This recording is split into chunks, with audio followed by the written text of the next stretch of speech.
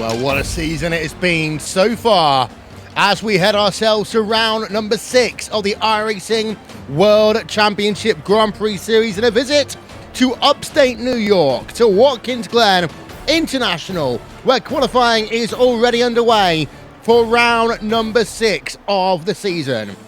Heading into this event, it is the driver of McLaren, who for the first time ever in his career has the championship lead in the series. He's 22 points ahead of Mitchell de Jong. Gregor Hutu, of course, he's had a difficult season, but he's still in 3rd place. And Martin Kroenke, after what we saw in Monza, he's dropped down into 4th place in the championship. With then Kevin Ellis Jr., Peter Berriman, Marcus Jensen, Jamie Fluke, Antoine Higlin, and Josh Rogers rounding out your top 10. Qualifying, as we say, is already underway. Drivers are beginning to get ready to put laps onto the board. There is so much to talk about. Will Vincent, Jake Sperry, Jonathan Simone, and, well, Jake, the thing about Watkins Glen is it can also be a bit like Monza, where if you get it wrong at turn number 1, it's game over. You certainly can. There's quite a few circuits that do have that sort of threat, but you get that runoff area at turn 1, which you can use maybe to just get around that a little bit more, but it's not necessarily turn 1 wheel that causes the problem. More rather, Will, you see that bottleneck happening to turn number 2. That's more where we see the issues, the incidents, the problems, but today it's going to be about one thing and one thing early. And that's going to be, can anyone stop Gregor Hutu? I tell you why, he is unbeaten at Watkins Glen. Correct. Over the times we've had it in the iRacing World Championship Grand Prix Series, Hutu has always won here, be it in the IR05 or be it in the Williams. McLaren, well, yeah, set a time. He does set a time. Sorry, he's 2nd place right now as we have a look back to the driver of Peter Berriman. And well, the thing about this track is, Johnny, is to say, every corner has some form of camber change or some form of gradient change within it. You go up, you go down. The curbs, you can abuse some of them. The one at turn 1 will be abused more than any other. You get the curbing wrong, we know that people can end up losing their race in a heartbeat, as Berriman's very twitchy through turn number 9. Yep, here we are. We watch Peter Berriman. Final few corners. This is the tough one, this final one, the right-hander. It's so easy to drift into the barrier. He will cross the line and set a 1 minute 17.5. So 8th this round. They said they're not too confident. They don't have that pole position pace that they had at Monza, but they think Peter Berriman is the dark horse out of their team. But with that qualifying time, he's going to be nowhere near the top. Josh Rogers is currently in 2nd place in terms of qualifying. He's going out on his 2nd run. That Burst eSports car is looking very strong as it stands right now. Just having a look, Jake, at a couple of other things as well. You've got yourself Gregor Hutu on to the final corner. He is about then to work himself past the start-finish line, and he is going to do himself the start now of a lap. And that's what I mean, that turn number 1 curb. You can really abuse it, but I've seen so many times drivers get themselves all 4 wheels onto that curb, and then basically the car bottoms out. Yeah, it's so easy to do. You have to commit to that curb. You either go straight back over it at 45 degrees. You can't be half-hearted with this course. He was very wide through turn number 1. We were trying to use all of the circuit. It's sort of like you can use that much to help you, but you have to jut back into line to avoid an incident point when you clip the grass coming off of the exit. He has to be careful of that. Through the chute then, he comes along and looking towards the toe of the boot, the mid-stage of the lap. Arguably the most difficult stage of the lap because it's ever-decreasing radii. It is always about slowing it down, speeding it back up again, and this big charge now up the hill to the heel. Yeah, as we continue to ride on board of him as he goes up to turn number 8 on track right now. And he's now just got himself 3 more corners to go. First one, this very difficult left-hander at turn number 9. We'll talk about that one because it can be a nightmare for drivers in any car. Piatella moves himself up into 2nd place in qualifying for the time being. Rogers is remaining in 3rd, Antoine Higlin in 4th. Gregor Hutu runs it wide off the final corner towards the start-finish line, and it's going to be 1:17.118. He goes 2nd for the time being then. Berriman, let's see what he can do right now, Johnny. Good lap there by Gregor Hutu in terms of qualifying, but we do know that Piatella, Kroenke, Rogers can sometimes go faster on their 2nd lap. Yeah, have a look at Mitchell de Jong though across the line. He's into pole position. He had pole here a couple of years ago, the last time we were at Watkins Glen, so he's looking to repeat that. He didn't have the race win though. That went to Gregor Hutu, who is an absolute demon, isn't he, at Watkins Glen? Peter Berryman here, he's on his outlap. He's heading to turn 9. Here's the uphill braking zone, the left-hander. Cool those tires. The track temp now 30 degrees in qualifying. Now that can change for the race, and strategies later on will be a big question here today, because we haven't been here in a couple of years. The tires have changed quite a bit this season. He's Peter Berryman though, and he's going to begin his lap quite unscathed. Good run out of the final corner, and he's looking to climb his way into the top 10. Yeah, indeed. So Berryman currently in 11th place. Rogers moved himself up into 3rd place with that second lap. So Hutu's now down to 4th. Championship leader Mac Backham, only P number 7 right now, Jake. Only P7 and out of laps as well, so starting no higher than 7th position, and that's going to be very, very telling. Drivers like Tommy Erskard, the number 1, for example, yet to set a flying lap. Daniel Arendt Wensing, yet to set a flying lap. Pash Jurgis and Kazuki Umeshima just setting a lap time, actually. And Kazuki Umeshima, sorry, not setting a lap time. I got a little bit confused there, but still drivers there who can set those lap times, can move themselves up through the field. Antoine Hegeland, for example, does his final lap and puts himself on the 3rd row for now. Yeah, and here is Berryman in the number 69 car then, just behind the trees in our camera angle, into that turn number 9. Uphill, left-hander, 2 corners to go. Pretty much flat then, through the second to last corner. Final corner, drops it down a couple of gears, down into 6th, into 7th. 7th gear past the line, 1:17.268. That'll move him up into 7th place. And now Matt Backham's all the way down into P number 9 in terms of this one. It's not been good if you've been leading the championship this year, Johnny. As we're going to turn our attention in a moment, well, for the time being, to Stephen Michaels, actually, who's currently P number 15 in that Positive Sim Racing car, just warming up his tyres. Yeah, he's getting ready for a lap. I'm not sure how much that helps, actually. That probably degrades your tyres more than it actually warms them up, really. These tyres are very sensitive, these Pirellis, but we know for Mac, he was not going to start greater than the P9 position. Not good for his championship charges, but you got to get it done here in qualifying. It's part of the game.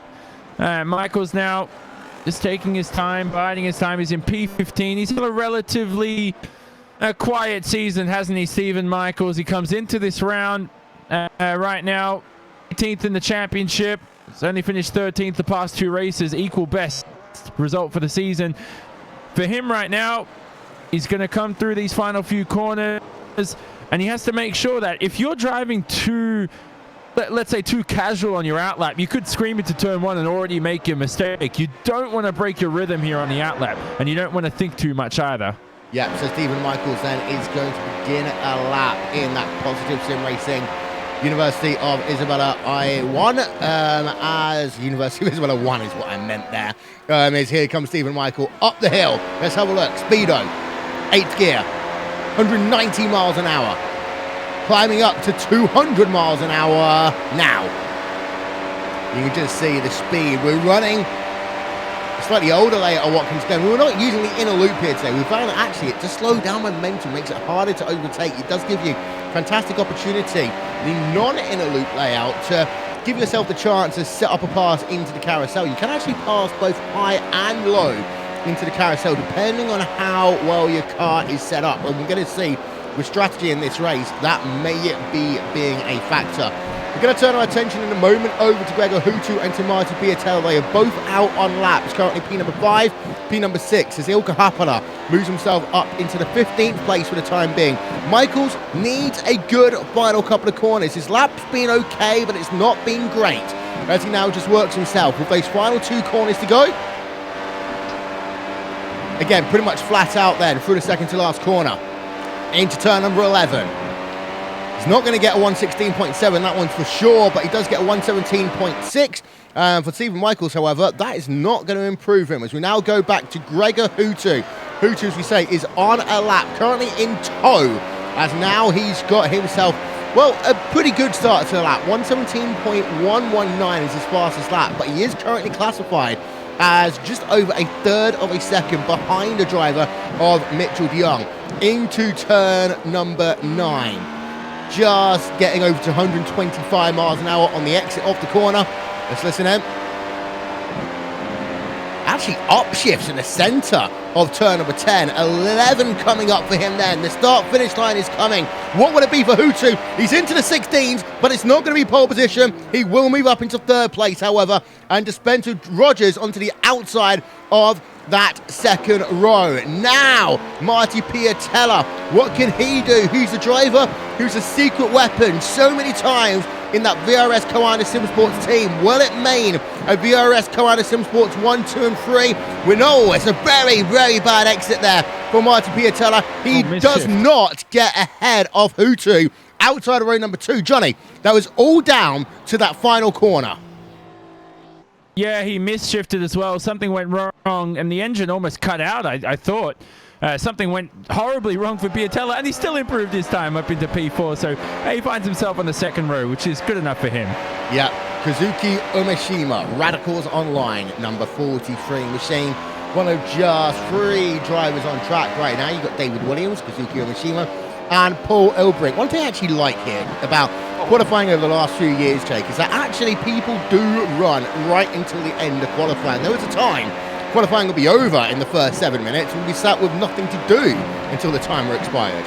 And Martin Kroenke just went second. He almost had it. He was just fractions off. Paul Elbrink frustrated as he couldn't get his time quicker. Umeshima does a 1:17.805 as his quickest. He is behind Kevin Ellis Jr. after his second place. What a shocking qualifying that is for Kevin Ellis Jr. I thought he was able to do more. Qualifying all but done. No drivers setting lap times. And it is a who's who at the top of the standings. Indeed so. So that timer will tick itself down to 0, and then we're going to run through your starting grid for round number 6 of the iRacing World Championship Grand Prix Series.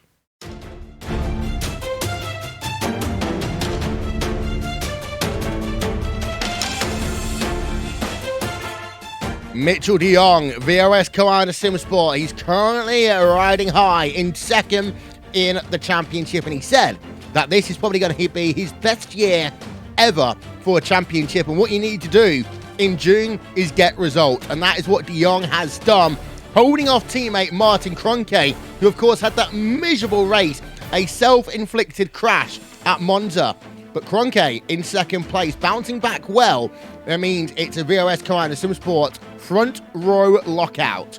Gregor Hutu on the inside of row number 2. It's an all-finished second row, actually, because we've got yourself then Koana Simsports' Marty Piatella on the outside of that second row, with Joshua Rogers and Marcus Jensen making it a burst eSports row number 3.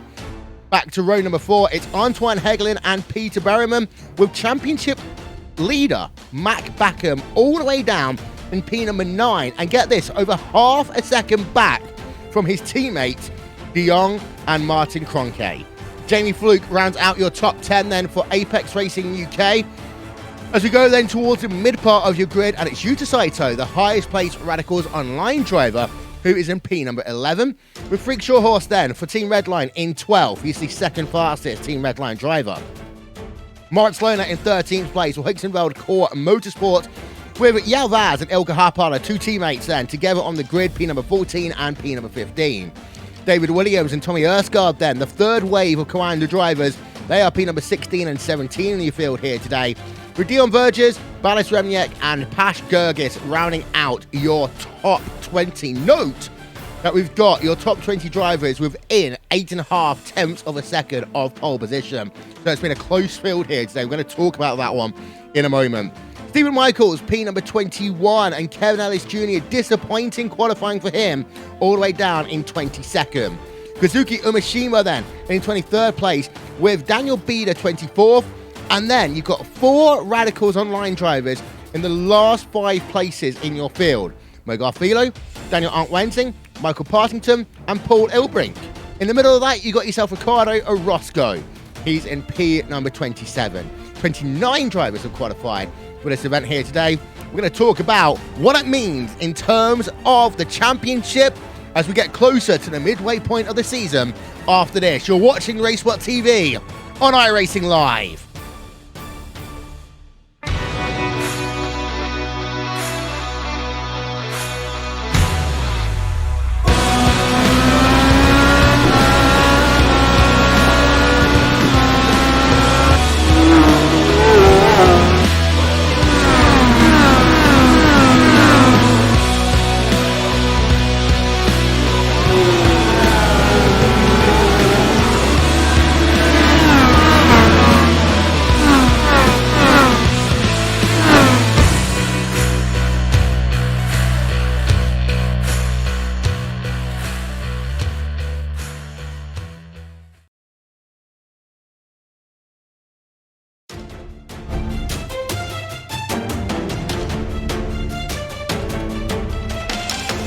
Welcome back to the Glen, upstate New York, round number 6 of the championship.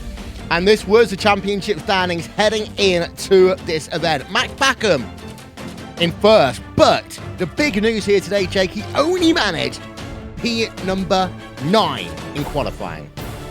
Well, Max never been the strongest qualifier, and I think that it's very clear he hasn't had a pole position so far this season, and he's been qualifying an average of 8th position in qualifying, so this is exactly where I'd expect Max Backham to be.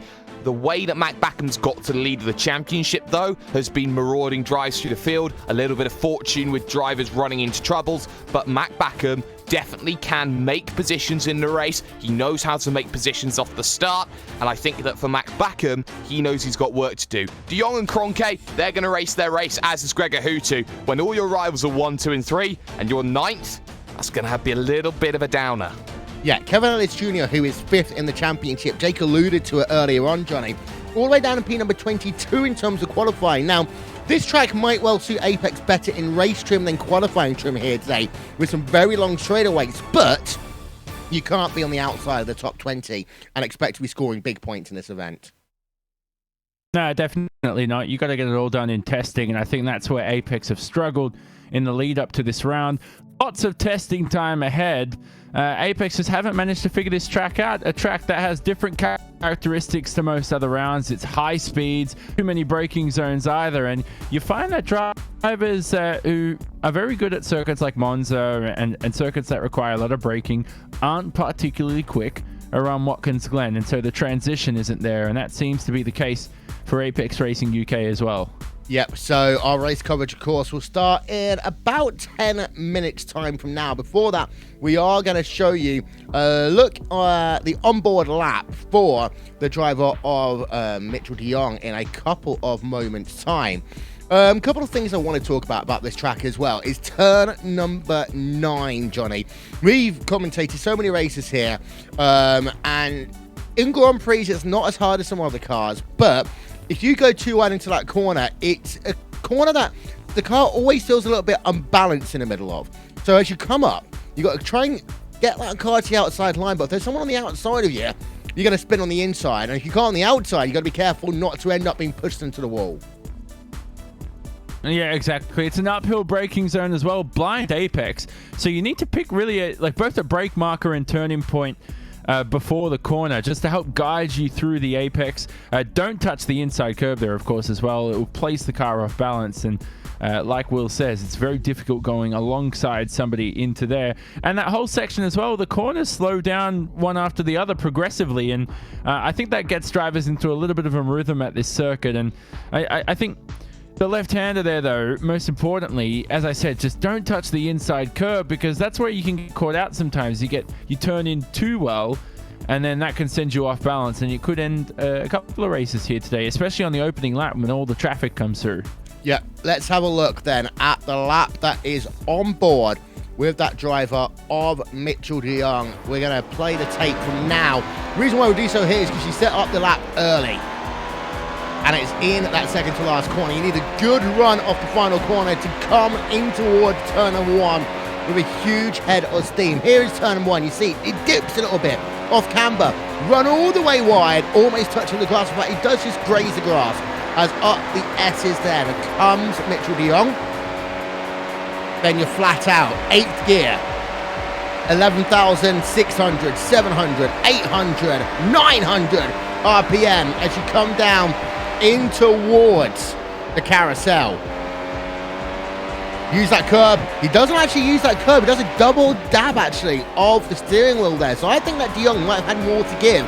That was a small mistake there as he worked through the carousel. Now, into the boot section. Toe. Run that little strip of asphalt.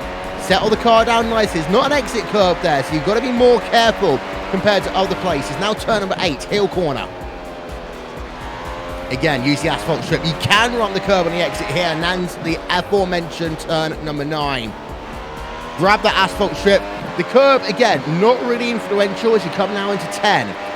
Flat out. Downshifting low de Jong just to help the car turn around. Final corner. And, well, Jake, he only needed 1 lap for that pole position. So some real confidence then for Mitchell de Jong. Well, he only needed the one lap, but it didn't stop him going out trying to make a quicker time. He didn't manage that on his second lap, and therefore he aborted the second lap that he had available to him. I think that Mitchell de Jong has been quick in qualifying. He's 3-3 in terms of beating Martin Kroenke. When it comes to qualifying, his third pole position of the season. But when he's been in pole position, Will, Mitchell de Jong has not been able to convert any pole position this year into a race victory, and that's quite telling for what he's been able to do. But at the same time, Jake, let's be honest, it's not been your standard season for many of your top 10 drivers. So it could well be, you know, the time that June's always an interesting one. We always say the month of May is when legends are made. You know what? May's over. Let's look forward to June. Because June is where champions in this series are traditionally made, Jake. If you're bad this month, you are not going to be a champion.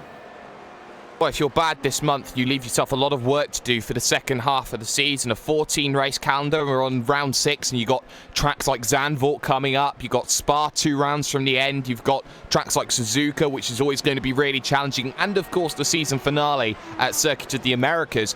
You know that tracks like Watkins Glen come along once in a blue moon. You need to use that opportunity at a track which isn't often used for Formula 1 vehicles, doesn't often hit the FIA safety standards. When you have a different circuit, one that you can't say that everybody's tried and tested in a Formula 1 machine, you know that you've got to take advantage of that. Watkins Glen is that circuit you try and take advantage of, and for those drivers who can get tracks like Watkins Glen and those tracks in June to work for them, they know they have an opportunity of going somewhere really, really special. Yeah, and the thing, Johnny, about specialness and Watkins Glen, there is one driver who, as we've already mentioned, is pretty much knows this track and can drive it on his sleep. That is Gregor Hutu. I remember calling a number of races he's won here. I think he won his 50th ever win here as well. This is, you know, Gregor Hutu's home territory. Starting in P number 3, this is one track where he will not be worried about starting third. No, definitely not. I think qualifying is not his real game, and it's not his biggest strength either. He's got more race wins in his career, 57 to his 47 poles. So, look, I think he can get the job done. He's right behind pole sitter Mitchell de Jong at the start. If he gets a good jump into here, you don't have to make the move into turn 1 at the start. You can get it done at the end of the back straight. And most importantly, though, what you'll see during the race is drivers flick on DRS. They won't actually have to manually disable that. They can just lift off the throttle. DRS will disengage on the run to the carousel. And talking about strategies quickly, depending on the track temperature, if it's 40+ degrees, we're probably going to see a mix of 2 and 3 stops. Anything lower than 40-degree track temps, expect a 2-stop strategy out there today. If anybody 1 stops, I'll eat my own shirt that I'm wearing right now. 100%. Please, someone do that. It will make great TV, okay? We'll film it. Well, the thing is, Johnny, you're going to make a very bold statement on this series that has been full of bold statements already. I mean, it also depends on where you are in the race, for example. If you end up in a first lap incident and you do end up towards the rear of the field and you're in just basically conservation mode, you might end up 1 stop in this race. Race. Yeah, exactly. Wait. So, yeah, exactly. So, look, we'll see how lap times go here, because the drop-off is so intense. You know, drivers just staying out an extra lap or 2 could lose 2 to 2.5 seconds over a fresh set of rubber, and it's a long pit lane too, so that could come into play. But the undercut's going to be such a big key. If you're at the end of a big train here and you can't get past because you're in that typical trademark DRS train we see in this series, expect the undercut to work. As long as it's not 6 or 7 laps too early, because then drivers will be able to pass you on the racetrack because your tyres have depleted after a while. Yeah, just having a look at the onboard lap then for Gregor Hutu, number 66, Team Red Line car. One thing I did want to talk about, Jake, is in terms of the championship, consistency is the winner here this year. And we also see that we've got a number of Apex Racing drivers inside the top 10. If any of these drivers have any more issues inside your top 5, Apex is going to be knocking on the door of your top 5 big time in terms of this championship, because as you can see right now, they have got Ellis Jr. in 5th, but Berriman, Jensen, Fluke, Higeland, oh, they're waiting. They are waiting. Of course, Marcus Jensen, part of Burst eSports. You know what I mean. I do know what you mean, Will. But I think that the top 4 have really managed to cement themselves as a firm top 4. Anything after that has been a lot of work, but you look at the top of that championship, Will, De Jong's probably just about got away with using his drop week. Kroenkes used his drop week and is in trouble because effectively he's needed to. Hutu's had to use his drop week coming out of Monza. Mac Backham hasn't used his drop week, but effectively probably has that buffer. Maybe it's going to happen today. That drop week becomes so vital, especially up and down this field, not just for the guys at the top, but for the guys at the bottom as well. Relegation for the top 20, that's going to come back to haunt a few drivers, because we all know, Will, that top 20 is so important to stay up and stay with. Yeah, indeed so. So here's your top 10 one more time. Mitchell de Jong, pole position. Martin Kroenkes second. Gregor Hutu third. Pierre Teller fourth. Rogers in fifth. Marcus Jensen, Antoine Hegland, Peter Berman, Mac Backham, and Jamie Fluke rounding out your top 10. We will step aside for a few moments and get ourselves ready for race coverage of round number 6 of the iRacing World Championship Grand Prix Series. We'll be back in 3. We'll see you then.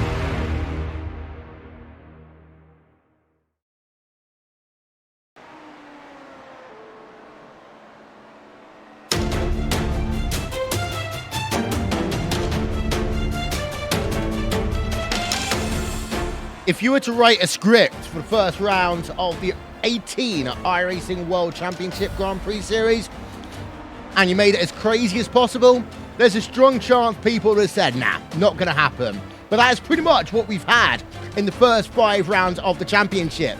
Anything that could happen has happened. And now we come to Watkins Glen International for round number 6 of the championship.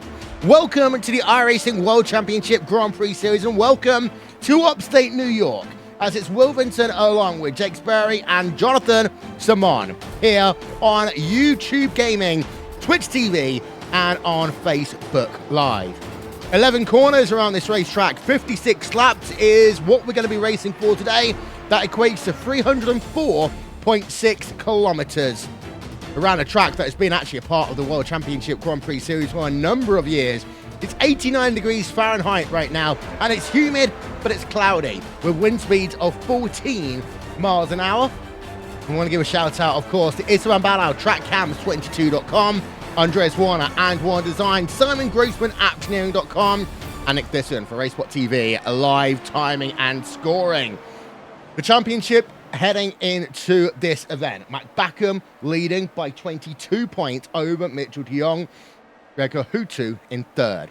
Backham today starts P number 9. Mitchell de Jong starts on pole position. Gregor Hutu, he starts in third, with fourth place Martin Kroenke starting in second, and Kevin Ellis Jr. all the way outside of your top 20. In terms of the rounds we've got after this one, well, we go to Silverstone in a couple of weeks, and then we go to Imola, Zandvoort, Indianapolis, Suzuka, Nürburgring, Spa, and round out the season at Circuit of the Americas. 5 minutes left then in terms of practice drivers. Going out on track to do a couple of exploratory laps, get used to the track conditions, and well, Jake, 89 degrees track temperature, that's almost, air temperature is almost as high as you can get.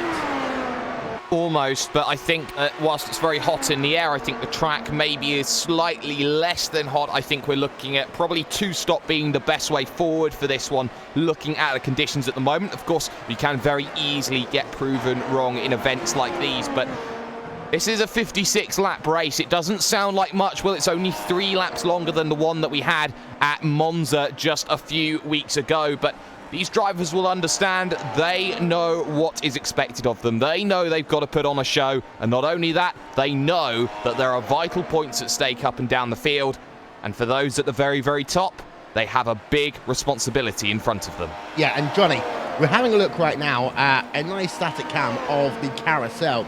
There are numerous ways through here, and of course, at this point, they enter the corner at over 200 miles an hour. Downforce levels will be an interesting one here today. Some teams will really set their car up for overtaking, especially if you're Backham, especially if you're Kevin Ellis Jr. For others, they do risk being a part of the DRS train, not because of the downforce, but because of the way the car is set up overall for them. In fact, they're just going to be bouncing off 8th gear, potentially. Yeah, exactly. The one thing we've learned this round is that 3 downforce packages seem to produce the same lap time. So if that's the case, if you go for the low downforce, expect to take easier, but you'll degrade those tires a lot quicker, and you may have to add an extra pit stop to your strategy. Go for the high downforce. If you're stuck in traffic, that will prove costly, but it means you take care of the car. It's easier to drive. It doesn't slide as much, and it's much more fun to drive. I always liked low downforce when I was a driver because I was so slow that I always stuck behind other people and I'd have to pass them. Yeah, so having a look then at your starting grid, let's go.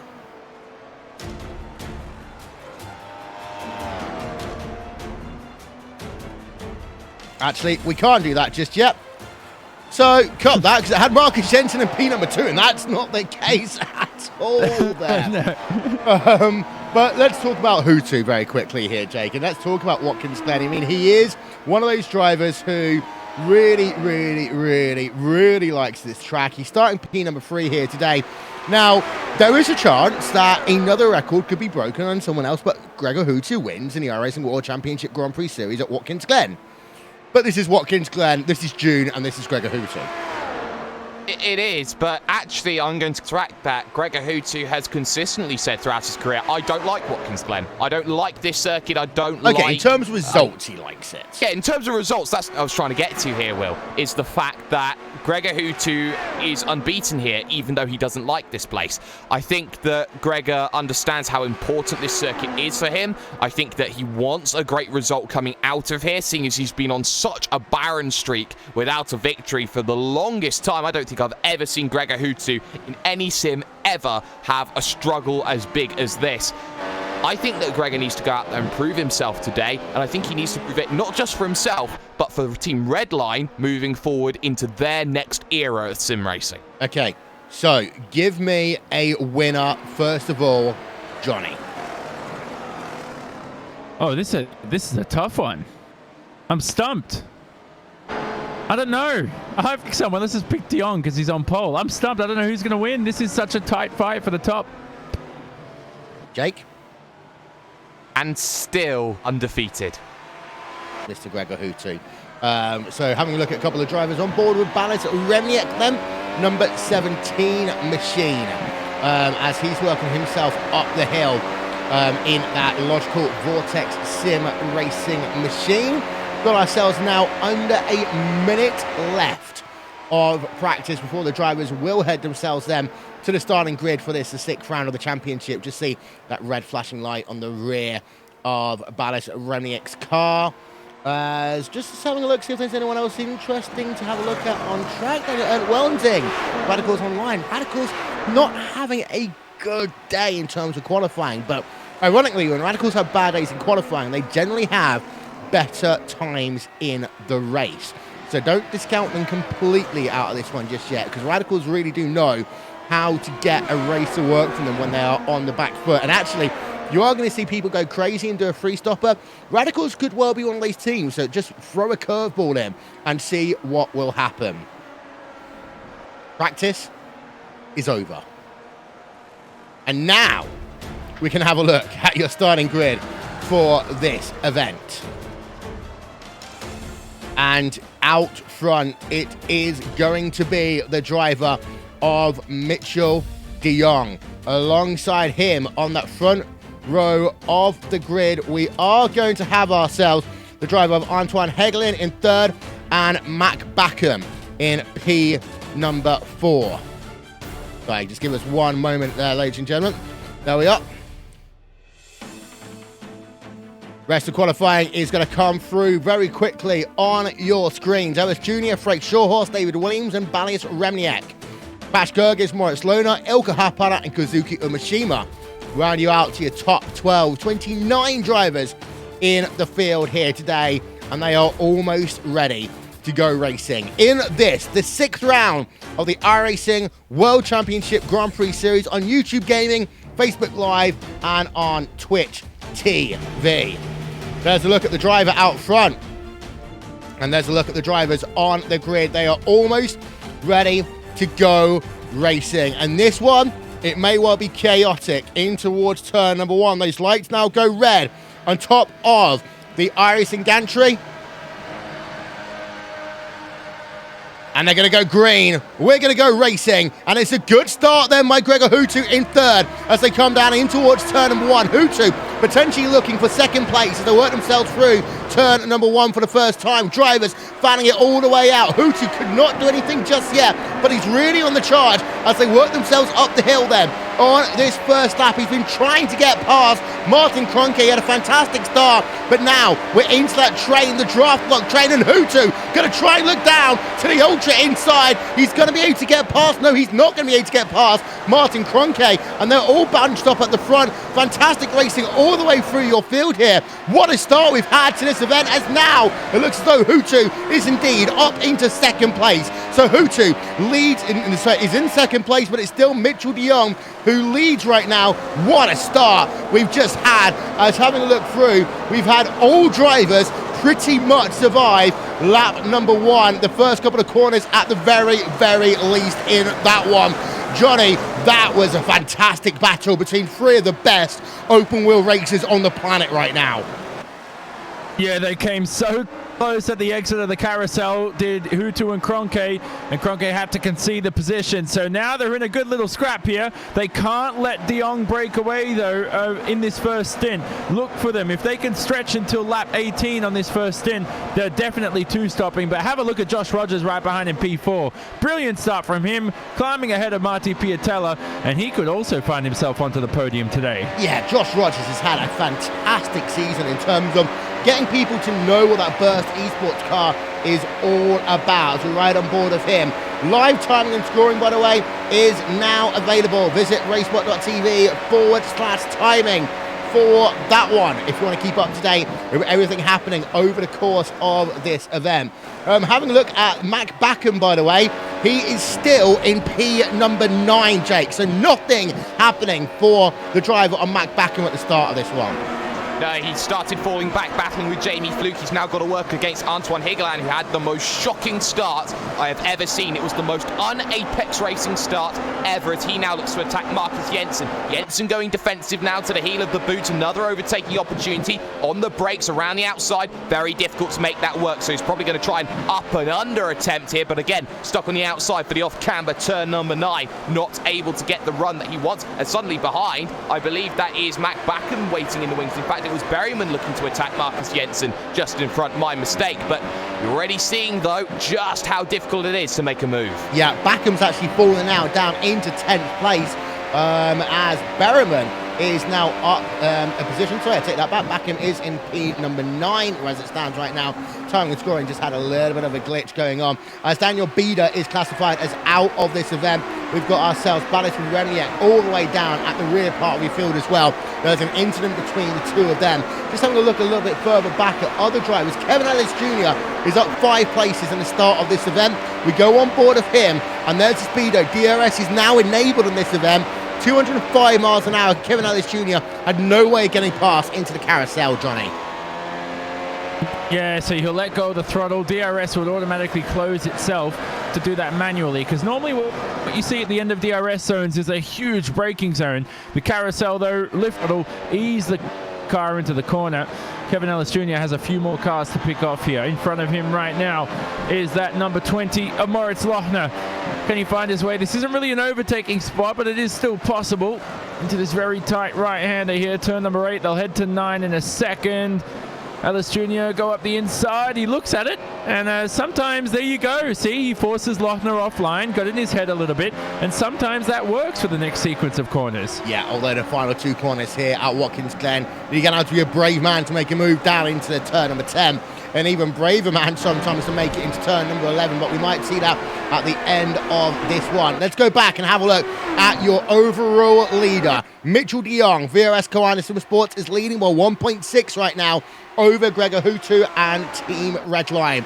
Hutu, in turn, has a half-second advantage over Martin Kroenke, with Josh Rogers just a little bit further back in 4th. Matt Backham, by the way, just moving himself up into P number 8, and Berryman was having a look there at Marcus Jensen as well, and that was down into the carousel. Matt Backham has been able to finally, it should be, no, they're going to stay side by side, one more corner at the very least. But Matt Backham was trying his absolute hardest now to go from the outside in towards toe corner, and he could not make that work despite being side by side there for a total of 4 corners. Here's another look then as Backham tries to go down to the inside again, and he cannot do it. Backham's car just not set up the way he wants to today then, Jake. I'm not sure about that, Will, because he's had some very good opportunities. It's just how aggressive Antoine Higeland is in his defence. He chopped the nose off into the heel against Matt Backham, so Backham knows Antoine Higeland means business today. You go and make the move on me, or you put your car in a position where you risk taking the pair of us out. Backham's got to find a way past here. Higeland is doing the defensive job for Peter Berryman at the moment to see him move up through the field and try and get past Jensen as quickly as possible. The DRS train really hurting. It will now come behind Rogers as Martin Kroenke is almost a second away from him now. Yeah, I would say I actually don't think that there is a cut-off there at all down to Hill Corner. Having a look on board with Matt Backham, but just having a look through your field, Jamie Fluke, Frank Shawhorse, they're going side by side. Shawhorse on the outside into the carousel. He's currently now in your top 10. Jamie Fluke in P number 11. Shortos then in that Team Redline number 21 machine inside of your top 10. But to keep an eye out on Backham, he had that one set of goes there, Johnny, and all of a sudden he's 6 tenths of a second behind Antoine Higeland. The thing, of course, for Higeland is he's got a teammate ahead of him who he can use to his advantage if they do end up in one of these DRS situations.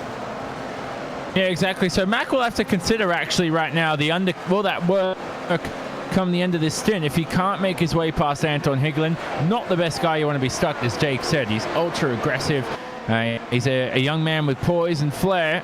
Right behind him, that was Frank Shotthorst gaining a position on Jamie Fluke this lap around. And the thing for Team Redline is, to and Fluke, Hutu and Shotos, the only drivers representing Redline here today, haven't tested much either. So for Hutu to be in P2 right now, this is a remarkable job. Yeah, he is, but he is losing time to the driver of Mitchell de Jong, who is continuing to lead this event. Let's actually have a look then at the lap gaps. And Hutu's lost time on both lap 3, lap 4 and lap 5. It's not by much here, Jake, but it's enough. Almost at least a tenth of a second. It was 93 1,000ths on lap number 5. But in the last 3 laps, it's combined to be 4 tenths of a second plus. Well, 4 tenths of a second for Gregor Hutu is like gold dust. If you can find 4 tenths, you'll be incredibly happy. But over the course of 3 laps, slowly getting whittled and broken backwards into the clutches of Martin Kroenke, you don't want to see that at all. Kroenke was quicker, 0.5 tenths of a second over that last lap. And that's going to mean, Will, that you see Martin Kroenke starting to get a little bit more aggressive maybe with Gregor Hutu, trying to figure out, okay, what's he going to do? We're on lap 6 already of 56. We're probably about halfway through a 3-stop strategy. I'm not sure going to be there today. A 2-stop coming in maybe lap 13, lap 14 for this one. It's going to be a tough decision today on what drivers are going to do. Kroenke knows that all he wants is to get as many positions as possible. We saw the driver of Antoine Hegelen move himself up into 7th place then, ahead of Marcus Jensen. We have seen Jensen be a driver who's basically had to spend most of his season at points, Johnny, looking in the rearview mirror. He's been fantastic at defending, but he just lost out then by what was a nice clean move on the exit of toe corner down towards heel. But now here comes Matt Backham as he can smell a bit of blood. The DRS train is wide open, but Backham says, you know what, I've had enough. I'm moving up 1 place, and he goes up into P8. Well, good to see the Coanda car can overtake, and that may mean Jensen could be lacking a bit of straight line speed here as well. So a bit of a bonus there for Mac Backham. 1 position finally gained during this race. You can see not many positions have shuffled there in the top 10, Will. Most of these drivers maybe lost a position or gained 1 or 2 max, but not anything too dramatic. It was a relatively clean start, wasn't it, too, apart from what happened between Remenick and Bida. Yeah, unfortunately, our graphic showing Hutu up 23 places. That is not true. Apologies, we had a couple of technical glitches in terms of our overlay package here this afternoon, but Matt Backham continues to run in P number 8. Just to let you know, Daniel Bida is still on pit road, so he's likely will be classified as out. But Remiek is actually not as far back as I thought he was. He is running in last of those drivers on track right now, and he is currently classified as 20 seconds behind your race leader. So only 1 driver really involved in issues, and that is the number 29 machine from Israel of Daniel Bida. Let's go and have a look at Peter Berryman versus Marty Piatella, because the gap's open up now between Hegelen and Berryman. As also, just to let you know, Shake Shawhorse has got himself now past Marcus Jensen. So we're going to show you a quick replay of that one first, because here is Marcus Jensen. He's going to lose the place over Frank Shawhorse. And is this going to be down at turn number 1? No, it's going to be on the run up the hill, actually. But Shawhorse now is up a place into 9th. Jensen is starting to fall back quite a bit here, Jake.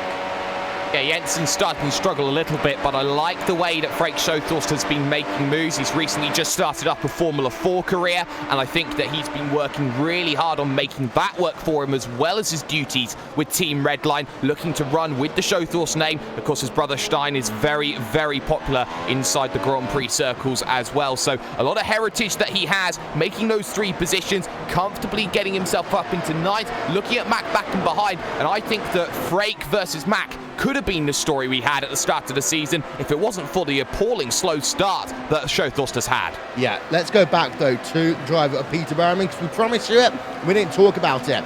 But Berryman is now 6 tenths of a second behind Marty Piatella, Jake. And having a look at the last couple of lap times, it does show that Berryman is working well. It's not, again, by much, only about 1/3 of a second over Marty Piatella. But that's enough now that if he does get a good run out of turn 1, his Shawhorse looks as though he's had himself a bit of an issue. In fact, I think he might have had a crash. Uh-oh. Let's have a look. Shawhorse, turn number 1. I've said this at the top of the broadcast. Turn number 1 might cut someone out. It wasn't turn number 1 there for Frank Shawhorse, but something's happened. Turn number 3. Okay, that's a random one. You don't often see a driver get loose like that one there, Jake. No, you don't. He just gets a small wiggle, the smallest of wiggles, heading himself up through that left of turn number 3. And that wall on the outside is unforgiving. It's right on the exit of the racing line. And how Shothos has not collected 5, 6, 7 other vehicles, I will never know. And it's a shame to see that incident because he was on a really, really good run. You see what happened to Shothos there. He's just... That has to do with your high-speed grip and your high-speed balance as well, because sometimes your third springs manage the weight transfers. You're turning a left at that point of the racetrack as well. The tires have maybe had a little bit to play. Heavy fuel on board too, so that to me is a setup issue. There is no way your car can wiggle at such a pointless part of the circuit like that. So that's just unfortunate for Shothos. He's just a passenger when that happens, Will. Yeah, third time lucky here, Johnny. Berryman, Piatella battling for 5th place. Here we go. I'm scared now. Something else going to happen behind the scenes. Here they go through the infield section. This is where you see NASCAR not go. There's your perfect English for everybody. Through the toe, turn 7. And I like this uphill section here. Here's the killer though, the downhill braking zone coming up to turn number 8 here. Look for the brake markers, is always your best point of the circuit. Throw the car into the corner, but make sure you roll onto the throttle nicely, much like you're at a track like California Speedway. I think that's the only oval I've ever driven at, Will. So that's the only place I can really compare myself to. Here they go. Final couple of corners. What can Berryman do? He seems to be setting up Piatella well here. He takes a bit of a tight line through this right-hander. Dirty air, and look at Piatella. A mistake there. All that does is give you confidence as Peter Berryman in the cockpit. And all that's in your mind is saying that this driver now is under pressure from me and I have the upper hand. Yeah, he should actually get a very good run here as they work up through the S's. Turn 2, turn 3. As over 200 miles an hour, it's going to be easy there for Peter Berryman. Doesn't even need to worry about it as he goes up to 211 miles an hour. Makes it work nicely then. Up into P number 5 for Peter Berryman. Let's check in on Kevin Ellis Jr.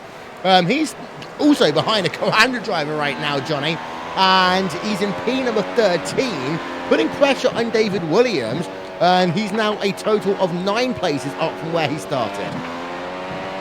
Yeah, Williams as well, another driver doesn't seem too confident this round. I think he wanted to improve his qualifying performances. P16, not where he wanted to start, but it's not entirely terrible. Now he's got Kevin Ellis Jr., who seems to be unlocking some secret race pace, taking some of Bugs Bunny's special stuff probably during the break between qualifying and the race. And again, you can't overtake through this section of the racetrack. You just wait patiently behind. We're coming up to those first pit stops, aren't we, though, Will? If anybody pits around lap 14, that says 3-stop. Yeah. And as we said, if you stretch it up to lap 18, that's definitely a 2-stop.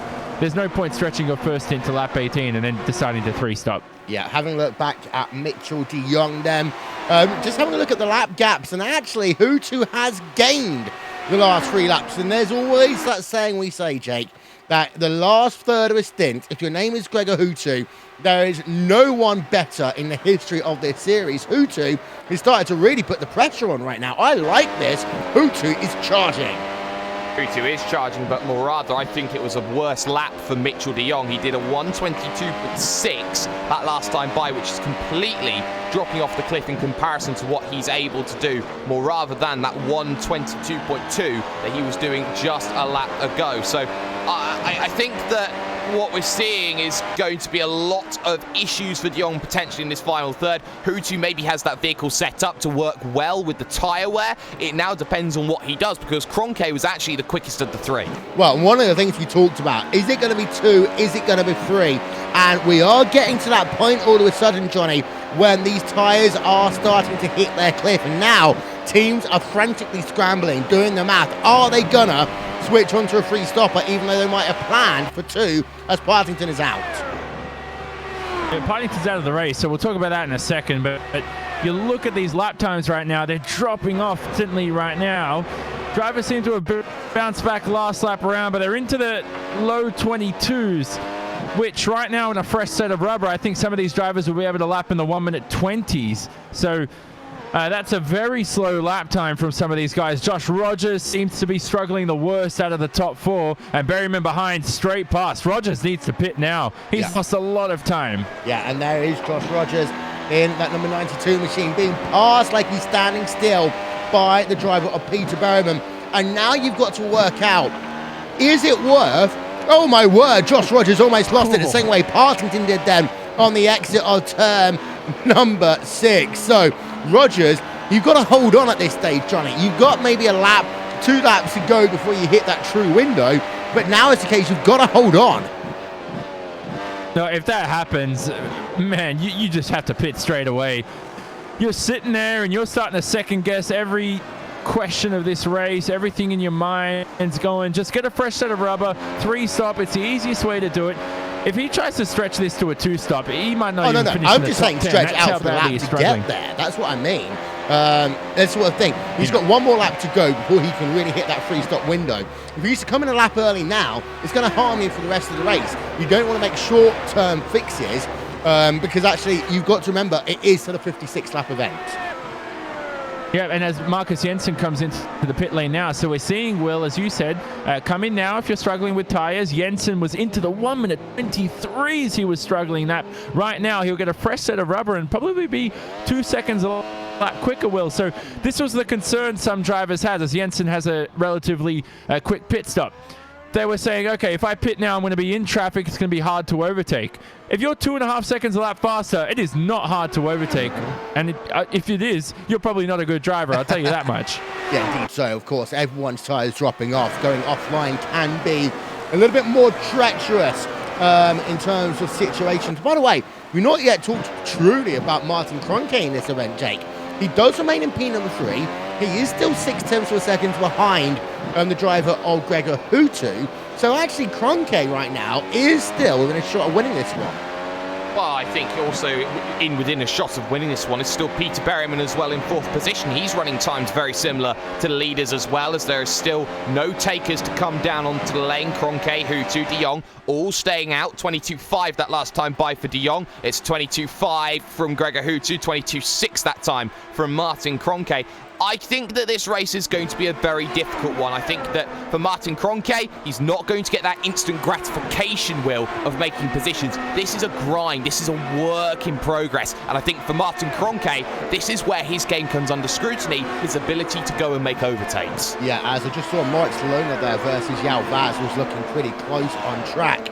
But for Mitchell de Jong, the gap is 1.2 seconds right now between himself and Gregor Hutu even. Here are your top 8 then at the bottom of your screen. It's Mitchell de Jong who is leading 1.2 over Gregor Hutu.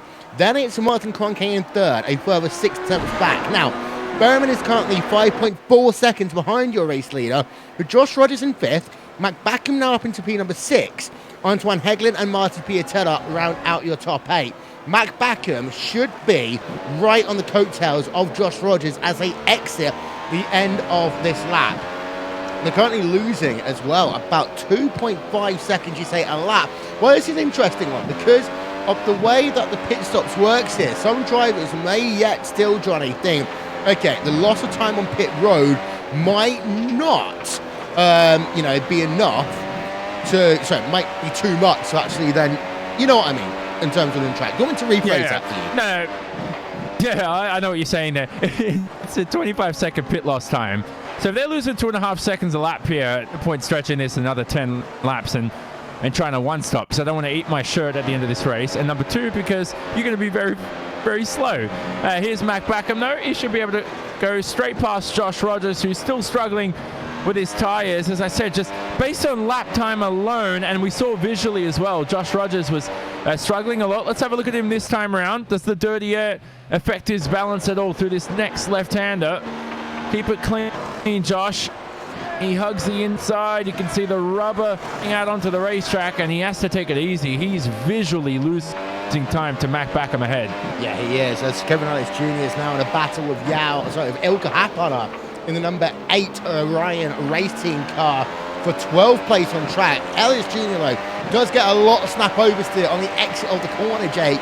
as he tries to reel in Ilkka Haapala, who was close then in towards the carousel, but could not make that line work.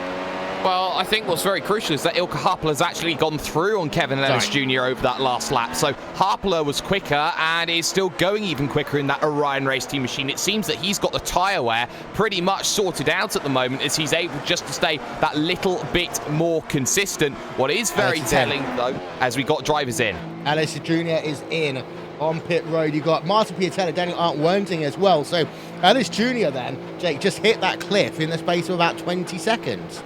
Well, it's very easy to do as Martin Piatella also dives down onto the lane. I think he was there looking for his strategy. Will is also looking to come in as Moritz Lohner, I do believe, as well. He's looking for his 4-second stop. Out and away comes Kevin Ellis Jr. Out and away comes Martin Piatella. And the 17, 18 laps, I think the 2-stop probably is where we're looking at here today, Will. I think they're looking to try and make that 2-stop aggressive, and they're looking to try and make that work out for them. Try and get themselves to about lap 36, lap 37 to leave themselves 19 for the end. Yeah, and the thing about that one is now these drivers, because they've been able to kind of weather the storm at the start of this event and hold on, the tyres are, look, there's more fuel in the car at the start of the race, Jake. And what that essentially means is that the second and third stints should be easier. There's more rubber on track, there's less fuel in the car. These guys shouldn't have to spit it out and have to worry as much. Of course, yes, there's going to be more build-up on the side of the track, but that's going to be less of a concern. And we've had, I think, an incident with Pat Sturgis and Daniel Wensing. I'm not sure if we can get a look at that, Will. We'll try our best. Meanwhile, we've got Hutu all of a sudden in DRS range, but Berryman also leading a gaggle of cars on towards pit road with Josh Rogers involved, Jamie Fluke, Yuta Saito, Kazuki Umeshima, Stephen Michaels, Mo Garfilo. They're all coming in then in your mid-pack, Johnny. Yeah, this is the official pit party here. We're probably two-stopping this race. You can see they're all going away and nobody has to repair too much. It's been a very clean first stint here. Umeshima, good stop. Losing about 25 seconds in the pit lane are these drivers, but we mentioned that earlier, Will. Hutu in DRS range at De Jong. This is extremely interesting now. It's within about half a second at the moment through the middle of the lap. Neither of them have pitted. Kroenke is 1.3 behind. This race, as far enough as it seems, is much closer than you think. Yeah, also one thing worth noting is that Hutu has now got himself 1.4 seconds over Gregor Hutu's got 1.4 seconds over Martin Kroenke. You can see these drivers are being more cautious as they work themselves on the exit of these corners. Also worth noting, by the way, I did see Josh Rogers overshoot his pit stall, and that's why he was a little bit slower. As P number 1, P number 2 on at the same time. Kroenke, you've got to come in at the same time. Indeed, you have. Now, what does Matt Backham do? We'll find out. He'll stay out. So Backham becomes your new race leader. He's really gambling on it today. But here's Hutu. We're on board with him as De Jong is going to come in just ahead. Well, that's going to be very vital, Will, as they all look to hit their boxes all perfect. So they look to get up and down and away, and De Jong still ahead, but crucially, Hutu just there behind will be in DRS range, and that's going to be worrying here as they both look to get up to speed. They are ahead of likes of Marcus Jensen and Peter Berryman, who have closed onto the rear of Martin Kroenke now. Very vital when it comes to where they need to be, but now it's Hutu versus De Jong, and this for the net race lead. Yep, so 5/10 of a second right now. Hutu gets a good run in towards the carousel, but it would not have been able to slow the car down had he have gone for the move. So for Gregor Hutu, he remains where he is for the time being. Balash Remniak has not yet pitted. He is in 10th place and he is running, well, he's going to get passed by quite a lot of drivers in the next couple of moments. But here's Matt Backham. This is when things start getting really interesting. He is on lap number 20 of a 56 lap race. He started this race down at the rear end of your top 10. He is up 8 places here today to take the race lead. But does he bring that car on towards pit road? He will do so 1 lap later. The Backham will now come in.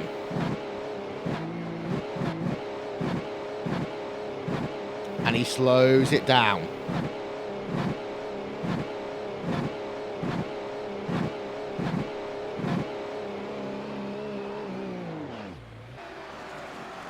He's going to lose himself about 2 seconds because he came in a lap later, but now, Out of pit road he comes, 3.9 seconds, out and away. He will go once again, but he's in traffic. He's actually come out, Jake, right behind Antoine Hegelen. He's back in P number 9. That's not where he needs to be, Will. He's really struggling now, and he's got a lot of work to do. He'll have the freshest tyres of them all. That will be the advantage that he'll have over Higgeland, over Rogers, over Piatella, and that's what he'll be trying to work on as he pushes himself forward through this event. I don't like the call, but it's the same call that, say, Gregor Hutu tried to use when he had himself an opportunity at Phillip Island. Yeah, Balis Remniak, by the way, keep an eye out on him. He is still on his first stint. He's 20 laps into this one, but he's really losing time. Listen, Johnny, to that engine though, through 6 and 7. Yeah, I don't know if that's what's going on this round, but a lot of these setup for Watkins Glen is just remarkable. There was that incident that Jake talked about earlier, Will, with Wensing. I think Tommy Osgard and Georges as well, and I think it was all separate incidents at the same corner at the same lap, and it was at the same spot that that Schotthorst lost it, remember? Yeah. And again, drivers struggling. The tyres were that bad, and Mac Backham took a risk there. He went an extra lap, but that's ultra confidence. If you can go an extra lap on tyres that are scrubbed that badly, that's just insane bravery. So right now, Mac's event, he finds himself behind a bit of traffic, as we say he will, but most of all, he now has 1 lap of fresher tyres for the rest of this second stint. Well, he's actually got 3 laps better than Martin Piatella, his teammate. He's actually 6 laps better than Marcus Jensen, that Burst eSports car. And that comes back to the point I was trying to make, actually, I'll admit, earlier on in this event, that if you do weather the storm and you do try and hold on early on in this event, now the entire race becomes easier for you. Because, Backham's going to have to pass some race cars. But when he gets up to them in, let's say, 10-15 lap time, it should be easier for Backham. He should feel more confident in that race car. He definitely should. Confidence is key. Rhythm is key. Just getting laps out. This racetrack's the biggest critical aspect as well. I think that's where Tommy Osgard, we were talking about before, Mac's teammate, struggled because he didn't have much time to test. And the more laps you do, the better rhythm you build. Have a look at this, though, in front of Mac Backham here, between Piatella, Rogers, and Anton Hegelen. Piatella's struggling. Oh, man, Will. Look at him. He's being hounded. It's like he stole some cash and is running out of the house. They all want him. Yeah, we're on board with Josh Rogers in that Burst eSport number 92 machine. He is within DRS range. He gets a better run, actually, out of corner number 1. Actually, no, they're about equal. In fact, Piatella might have gained about half a tenth in corner exit. But as they work themselves up the hill, this is where Rogers can really come into his own. Let's put that speedo graphic up. 213. No, he hits the rev limiter. That's the issue there, Jake, for Josh Rogers. He hits the rev limiter, so he gets up to 212 miles an hour, and he can't go any faster.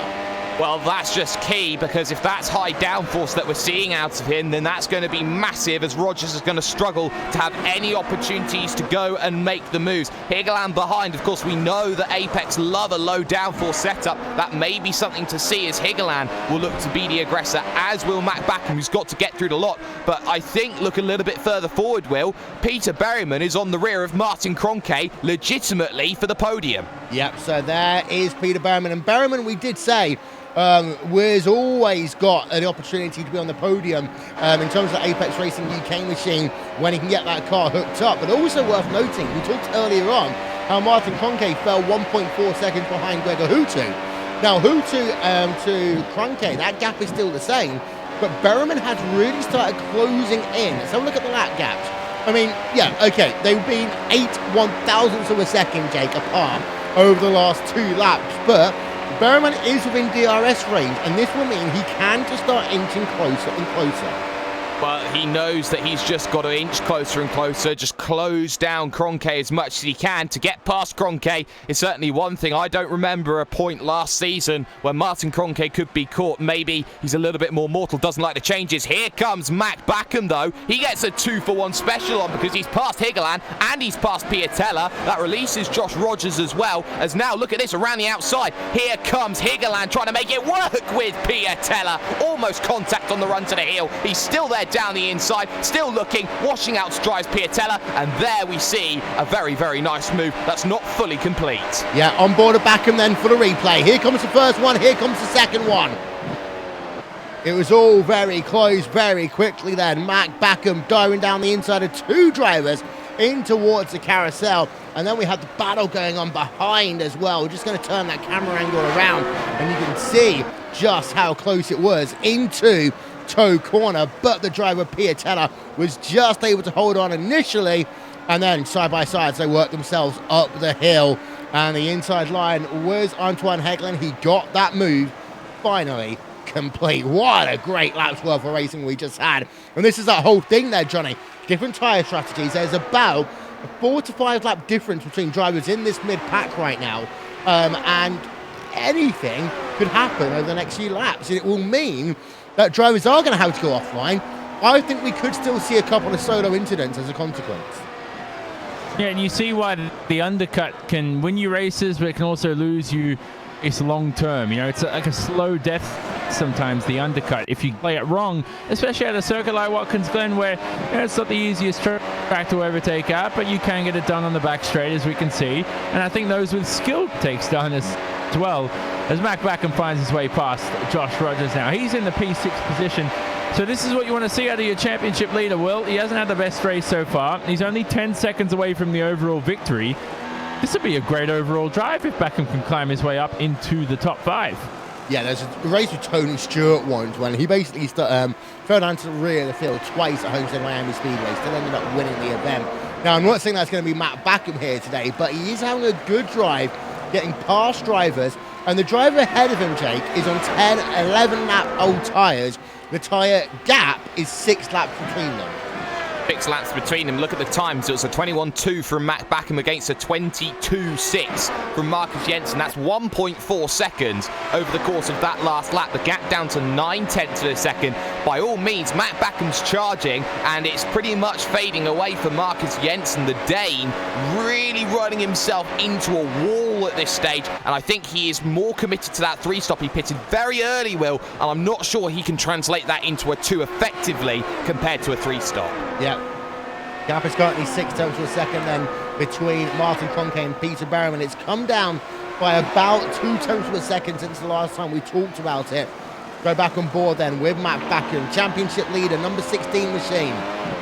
And there you can see just how fast he is gaining as we are at number 25 now of 56 in the 6th round of the iRacing World Championship Grand Prix Series. Here on RaceWorld TV, on YouTube Gaming, Facebook Live and Twitch TV. Backham will have to wait now until the end of the lap, maybe the middle part of the next one. And this is where it becomes important, timing of moves when you are on newer tyres compared to others. A brave man will try and do it in turn of 1 from that far back. Mac Backham is a brave man, but I don't think he's going to be anywhere near close enough in towards turn of 1. He does, however, need a fantastic run out of this corner. And he does get one. This will now give him the opportunity to work himself up the hill. He's only 2 tenths of a second back then as they come through the S's, the top of the hill. And now Matt Backham looking for P number 5. He'll go to the outside. The overspeed should make it easy for him. Backham back into your top 5 then here this afternoon.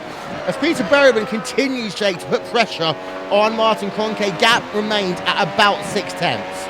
About 6 tenths, half a tenth that time in Peter Berriman's favour. He just gets into this sort of range, Will, where he's close enough to get that draft, that DRS, but he's unable to really break forward. Maybe the dirty air effect playing a major role as Martin Conke now 1.8 seconds behind Gregor Hutu out on circuit. So Conke not really having the Conke drives of old at the moment, maybe just trying to consolidate, get a few points on the board, get back into the rhythm here in June. So easy for that to happen. And this lap for Peter Berriman, I don't think has been a very good one because Conke is now starting to just inch away here. Berriman maybe starting to struggle a bit. Yeah.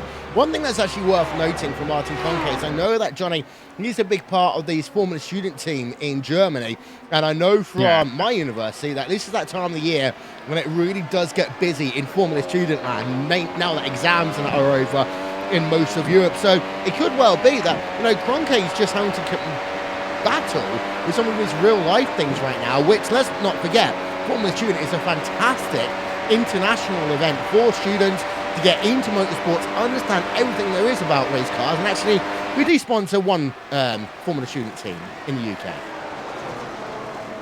Yeah.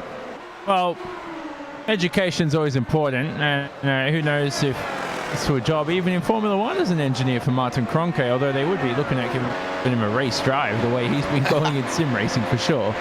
I think in the end, have you heard that stat where it's like 99.9% of junior athletes don't end up actually playing professional sport when they're older? Maybe that's the case for sim racing. Maybe you need that education.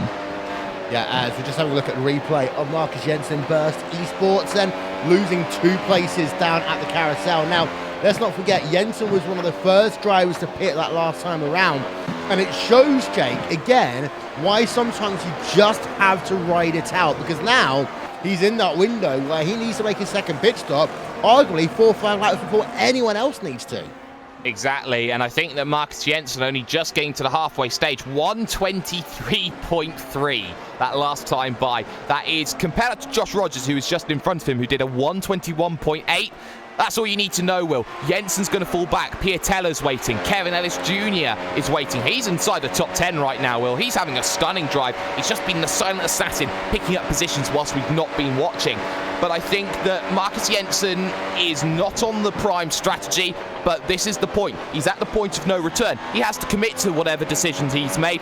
He went early to dive down onto the lane. That puts him in trouble, and only he can get him out of it. Yeah, people out of this event, by the way. David Williams is out. We didn't see what happened with him on that one, but it's just after he made himself a pit stop. Daniel Arndt Wensing is out. I believe they were involved in an incident together.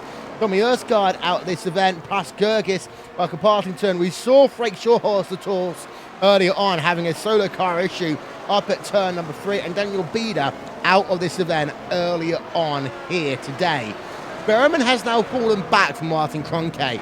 Not by much, but by about 4 tenths of a second, Johnny. Yeah, exactly.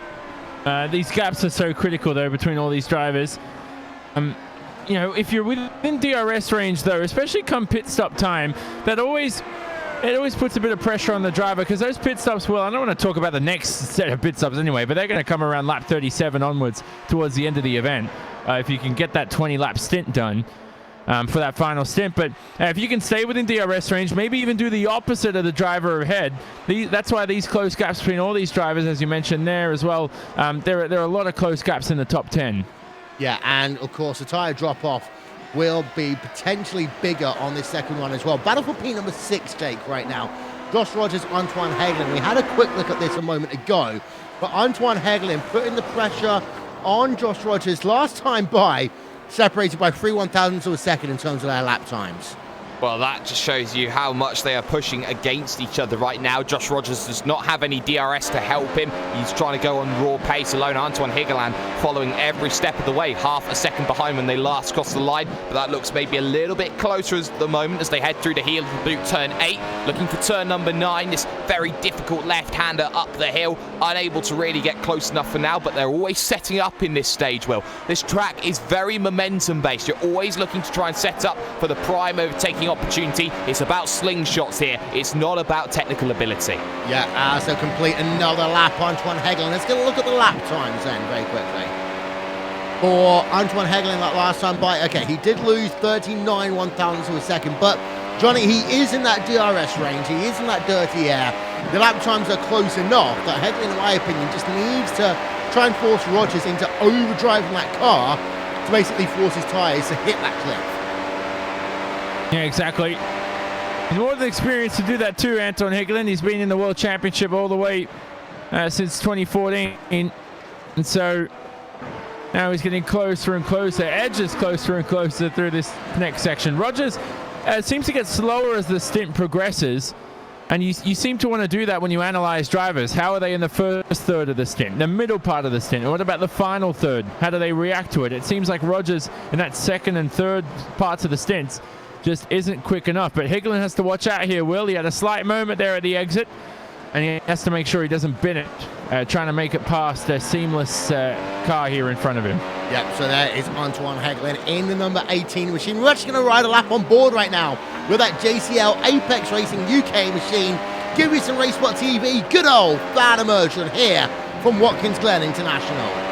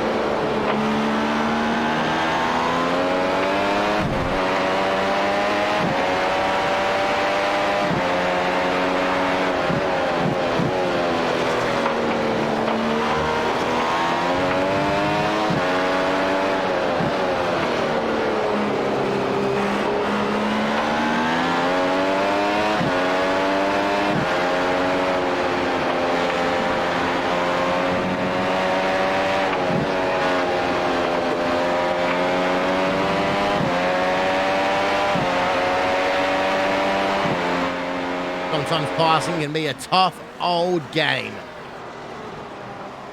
As we'll just have a look then at Antoine Hegelen going up the hill. For those of you wanting to know what that was in kilometers an hour, by the way, divide by 5, multiply by 8 in your head. Do it as quickly as Antoine Hegelen. Actually, he's got a good run right now over Rogers. He's going to move himself to the inside, and he will get that one done, complete. Hegelen up into P number 6 there, Jake.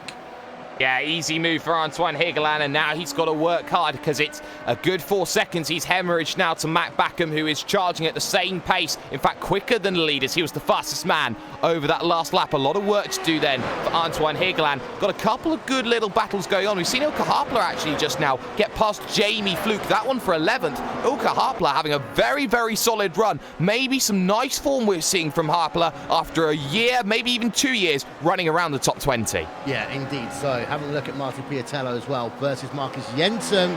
Seems to be that we're looking at a lot of Burst eSports cars right now, Johnny, but for all the wrong reasons this afternoon. Oh, they're going to manage the tyres, so it's part of your job. It's not always easy. There's a number of things you can do for that. Driving style is always the biggest one. Setup always helps as well. When I overdo it, we see a driver into the pit lane, Marcus Jensen. So again, Burst eSport with the tyres deciding and electing to pit early. This will be a 23-lap stint to end the race. And I think Marcus Jensen could fall like a fly come the end of this event. But the good thing is he will make up a few positions here if he finds himself in clean air, Will. Yep, as he comes into his pit box now.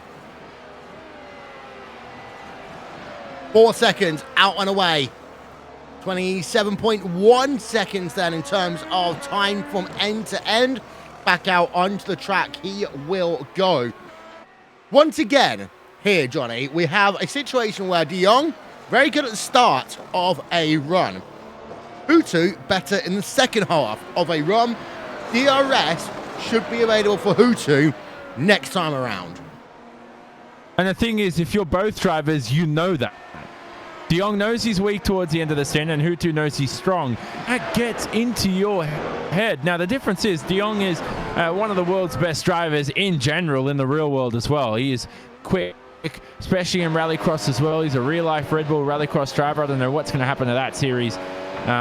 Well, anyway, I'm not going to talk about it too much. He finds himself onto the grass, though, Will. Have a look at that at the exit of turn 1. So pushing a little bit too hard. I think Hutu could creep in closer within half a second by the end of this long main straight here. Does he have DRS on? Yes, he does. Extra bonus for the red line driver. Whoa, he's having a look as well. That's how confident the Finn is. But he bounces off that same rev limiter, 212 miles an hour there, Jake, is as fast as Hutu can go. I don't think he was looking quite for the move. I think he was just trying to get into the mirrors of Mitchell de Jong. He knew he was never going to be close enough to fully commit to a move, but he knows now he's on the rear of de Jong. He saw de Jong have a wiggle on the exit of turn number 1, force himself to run over the grass. This is enough, as though there is a wiggle for Gregor Hutu of his own coming out of the toe of the boot. So now Gregor Hutu trying to push maybe a little bit too much as they head into the right-hander at the heel of the boot. Hutu's got the advantage now. I think he wants track position here coming down onto the lane. We saw how even they were when Hutu was just behind. Yeah, as we go back on board then with Hutu.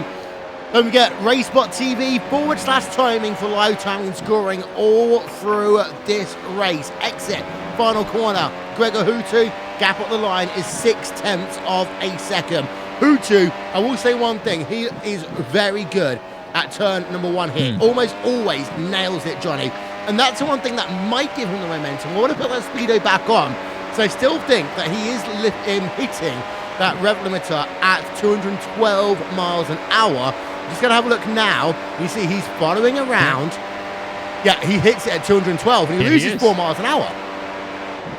Yeah, wow, it's much more dramatic than I thought it was. So there's the RaceBot TV speedo doing its work. The thing that's different this time, though, and I'm just looking at this. A complete opposite thing in my head there. Yeah, well, isn't that coming to our? That's our new merchandise thing, isn't it? Now I've come up with the idea. It'll say race car on on each cheek. Point is, when he's back to Marty Piatella. What's happening now is Marty Piatella is extremely close to Kevin Ellis Jr. Kevin Ellis Jr. tries to keep it together. Piatella remains behind, though. I don't think he's going to make a move here. Back to my original point, finally. Hutu, Kroenke is 5 seconds behind the Finn. And so now, if he elects to do the opposite to De Jong and De Jong enters the pit lane, he can pit a lap later, lose a second, and then have that fresh rubber for the rest of the last stint. He couldn't do that last time round, Will, because Kroenke was within 1 second of the 5-time world champion. Yep, so now, and also Hooty's got the advantage, because he's second in line, he can come on towards pit road whenever he wants to. And we know that how good Hutu is on an outlap as well. If we have a look at Marty Piatella in that battle with Kevin Ellis Jr. and Ilkka Haapala. Ilkka Haapala right now in P number 10. Good to see Orion Racing running inside the top 10. Ilkka Haapala, one of the longest tenured drivers in the history of the iRacing World Championship Grand Prix Series, which dated back now to 2010. Up the hill then, Ilkka Haapala. Let's have a look at him as he gets himself very close within 2 car lengths then to Marty Piatella. And even though that DRS is on for Piatella, that is going to be Ilkka Haapala at least alongside Jake, and they're going to go side by side into the carousel. They are, and they'll stay side by side for the shoot. We've seen Hegeland run it around the outside, and maybe Haapala tries it, but he's not got the run that he needs off of the exit to make it work. Good defense there from Marty Piatella. He did very well against Ilkka Haapala, who's starting to struggle, and both of them starting to see Kevin Ellis Jr. walk away. Is there a good enough run for Haapala to have a look into the heel of the boot? No, there's not. So he's going to be stuck at least to turn number 1, if not turn number 5 once more. Yeah, Paul Elbrick, by the way, he is running in 21st place. He's having a little battle with Dion Verges, with the last driver inside of your top 20. There are 22 drivers right now circulating on track as Berryman on towards pit road, Jake.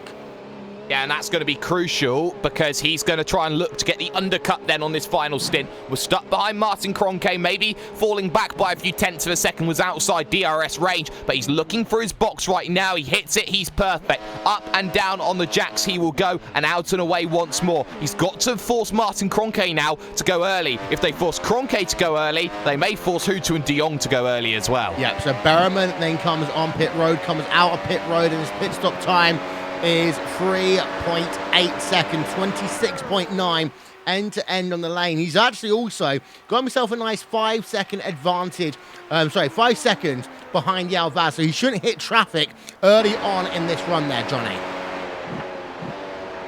Yeah, exactly. Traffic's such a critical aspect here. Look as well.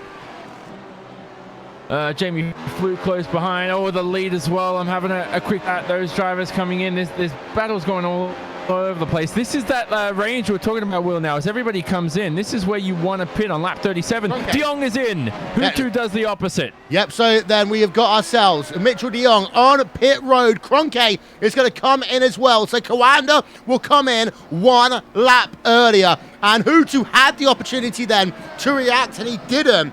De Jong is going to drive it on pit road into his stall. Here he goes then. Second pit stop of the day. Nicely in.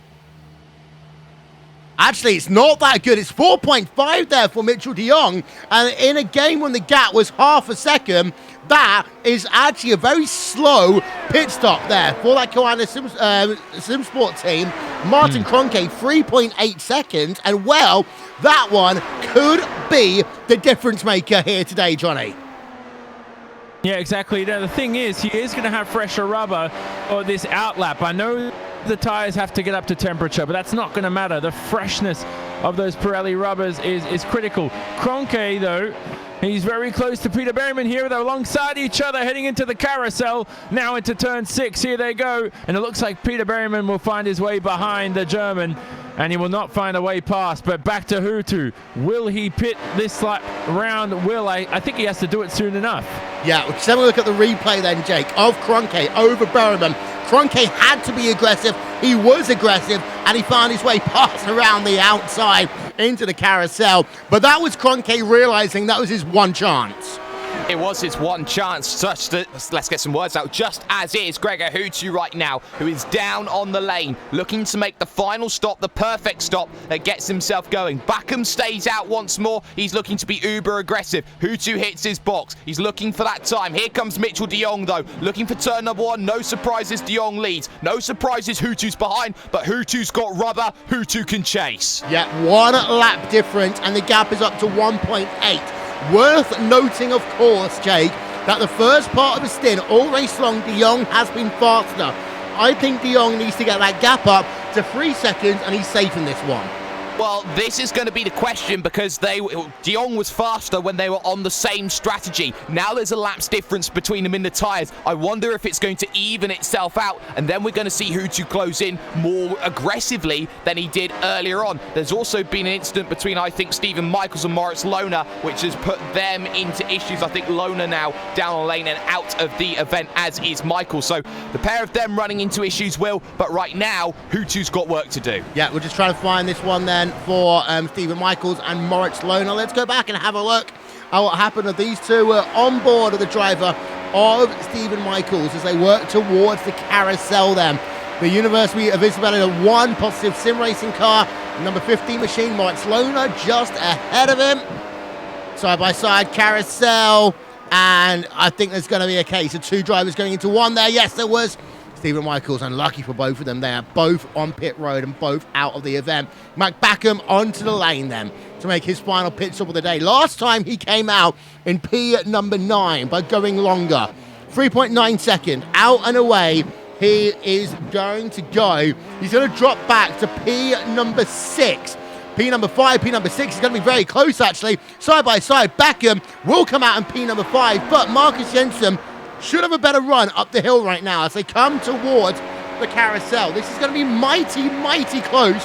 P6, P7, all looking together here. And Backham going defensive. It looks as though he will have P5 secured for the time being, Johnny.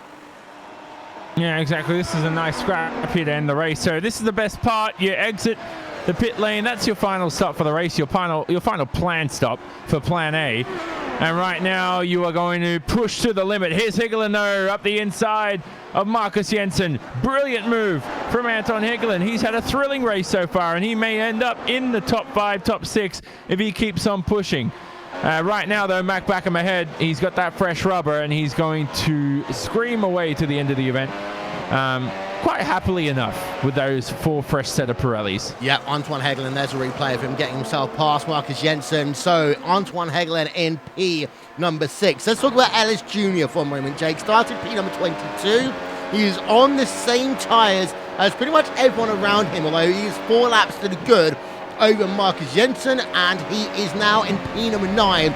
So he's into the top 10 right now. That's going to help him a little bit in terms of his 5th place in the championship compared to what he was about an hour ago. But Ellis Jr. could still get, in my opinion, up into about P number 7 here today. That depends if he's quick enough. 120.7 that last time by. I think he could get to Jensen if he drops off dramatically. Aside from that, I don't think he's going anywhere else any time soon. But keep an eye on Mitchell de Jong's times, Will. He has just become the only man to break the 1 minute 20 barrier. 119.940. Fastest man on track. And this is him doing what I said he needed to, Johnny. Push as hard as he can within his limits, knowing that time is going to come down later on. De Jong right now, I think, is trying to force Hutu into pushing himself past the start-finish line. And for Mitchell de Jong, his lap time this time is going to be a 120.345. That was only a 10th faster than Gregor Hutu, but a 10th of a second a lap with 15 to go is fine. Yeah, Hutu could be saving it too. Sometimes you do this, you ease off the pressure in the opening part of the stint, because then he knows where de Jong is vulnerable. So he's trying to gain an extra lap of fresh rubber here, just by saving it a little bit. But you don't want to overdo it and then end up 6 seconds behind and be too far off trying to contend for the lead. Here's Berryman. On the outside, here's Berryman then through the carousel. Just can't stay alongside on the exit of that corner, but Berryman is looking racy, and Kroenke again once they actually get into a stint, Jake, it's not looking that strong in that number 5 car. Berryman, I think, is now eyeing up a podium for sure. Well, Kroenke's half a second slower than Mitchell de Jong, and that seems unfathomable, seeing how Martin Kroenke was last year. But it is the truth, and Peter Berryman is hounding the rear of Kroenke. He knows he wants to get past Kroenke. He has every right to attack and try and get past Kroenke. If Apex want that podium, if they want to prove that they are undeniably the third best team and can push to attack Redline and Coanda, then I think they're going to prove themselves here. It's good efforts right now from Berryman, but it's got to be decisive, and he's starting to fall back a little. Yeah, of course he is in that dirty air. Sometimes drivers would like to do that though, Johnny. Just fall back a couple of attempts for a second, regroup, sort their errors out, and then have one big charge. Not necessarily to surprise the driver ahead, but to make sure everything is going in their direction as they set up to make a pass. Because you can see how sometimes it can be hard to overtake in this series. I don't like doing that. I like sniffing the guy ahead right under the rear wing, and I love intimidating him as much as possible. You stay as close as you can within technical reasons. If that impedes your tire balance or if anything else goes wrong or you risk an incident, yeah, then back off. One thing these drivers have to manage is fuel as well. I think we've seen a couple of drivers run out of fuel on the final lap. I think it was Higgelen at Monza who did as well. So hopefully everyone's good on fuel. It's quite an embarrassing blunder if you don't actually fill the car up before the race. As there's your top 8 along the bottom of your screen right now. De Jong leads by 2.6 over Gregor Hutu. Martin Kroenke, 3rd place, but he's got Peter Berryman right behind him. Matt Backham, P number 5. Antoine Hegelin in 6. Marcus Jensen, Josh Rogers in P7 and 8. And then Kevin Ellis Jr. and Marty Piatella, they round out your top 10. So, the battle out front right now is between the driver who has won every single race in this series at this track. It is Gregor Hutu, although he goes ultra wide through turn number 1 there, Jake, and that might cost him a 10th or 2. It certainly could. I was just looking at the way he attacked number 1. He was very, very aggressive into the corner, almost carried a little bit too much speed, and he will get a little bit of help with Balazs Remenit here, who lets him go. The lap traffic not proving to be a factor then, as Hutu looks to get himself back in with Mitchell de Jong. He was actually 0.2 of a second quicker over that last lap over de Jong. De Jong had to deal with the traffic in front. I wonder if de Jong's going to gain that time back, maybe a 0.2 swing back the other way. Yeah, but it swings and roundabouts at the moment between the two of them. 2.3 is the biggest gap, though, Johnny, between de Jong and Hutu all race long. As we are ticking the laps down here, we are getting to the point now with 13 to go, 12 to go at the line. We've got to say, okay, Hutu now needs to gain 0.2 a lap. He does. It's possible. He's saving the tires. Doesn't all have to be consistently 0.2 lap. He also has to get driver in front too. So last lap around Hutu. Here they come across the line. 20.7 for Mitchell de Jong. 20.7 for Gregor Hutu. So exactly matching each other right there. As I said earlier, Will, I think Hutu's saving it. He knows he's quicker towards the end of the first stint. And if he can get it done, this will be a great victory if he can indeed pass de Jong, because he hasn't tested much for this round either. Yeah. As we have a look at Jensen versus Rogers, 2 teammates. Burst eSports P7, P8 on track. Rogers is on 4-lap newer tyres, so we should suspect this one, Jake, to be pretty easy when Rogers hits that DRS button any moment now. Well, Josh Rogers knows he's got to get through, and look at that. The easiest lift in the world is the one where he gets past his own teammate. Jensen knows he's slower. He allows Josh Rogers to escape. Why, you ask? Berryman's because Kevin fast. Ellis Jr. is there, and cares. Peter Berryman, actually, yes, he does get past Martin Kroenke. Crucial for the podium and the championship as well. Great move into the chute. Yep, so that time he did hold it on the outside, Jake, into the carousel, and that gave him the inside line into turn number 6. And we've seen drivers try that one all day long.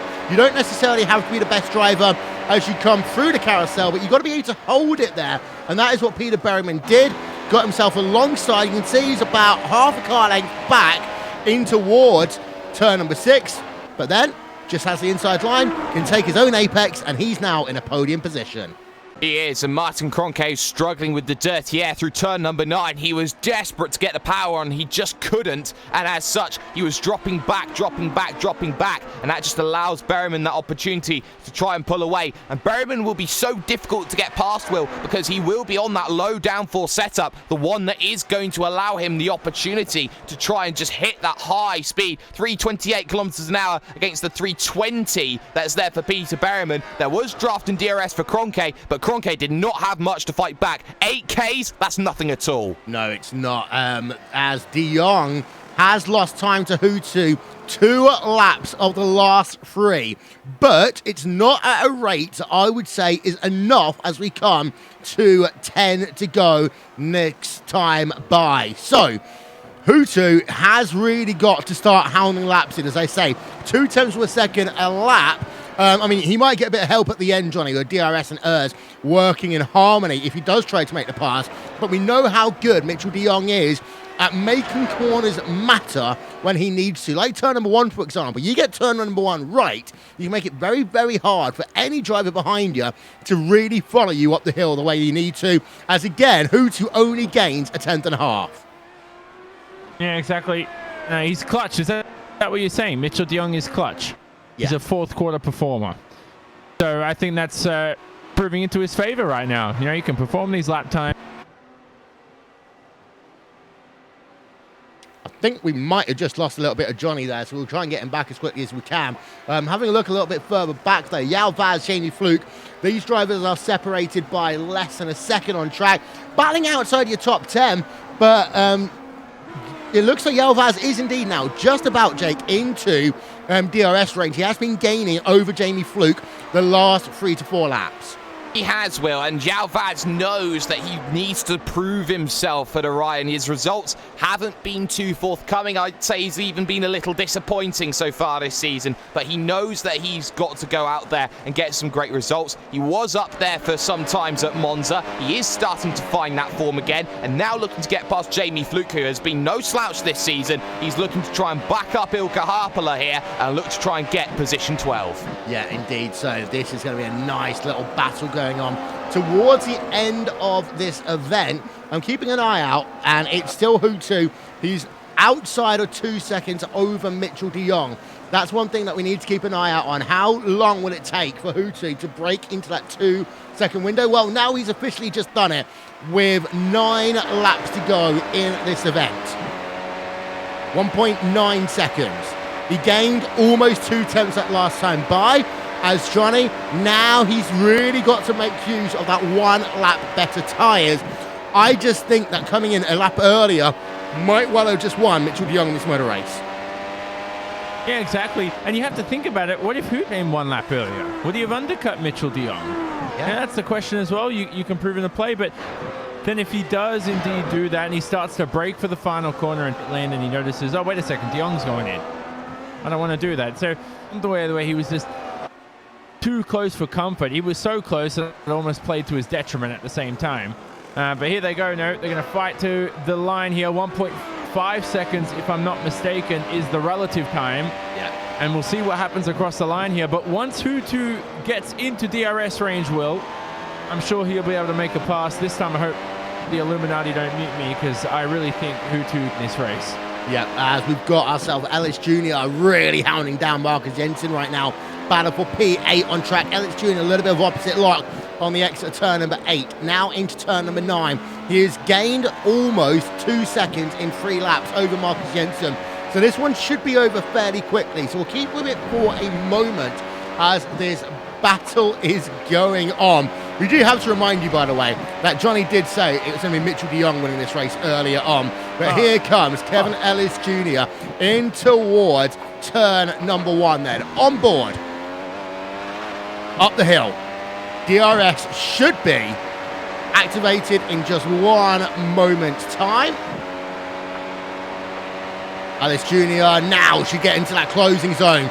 Marcus Jensen's going defensive, but Ellis Jr. probably won't have any of that as he goes to the outside, in towards the carousel. They'll be side by side. We've seen that outside-inside work all day long, and Ellis Jr. will be clear. Just runs over the rumble strip at the end of the carousel, but Ellis Jr. up into P number 8. Now back to the driver of Gregor Hutu. Gap is 1.3 seconds right now. He's closing up into DRS range with 7 laps to go at the line. And how many times this season, Jake, have we had lead changes, battles, incidents in the last 10 laps of the event?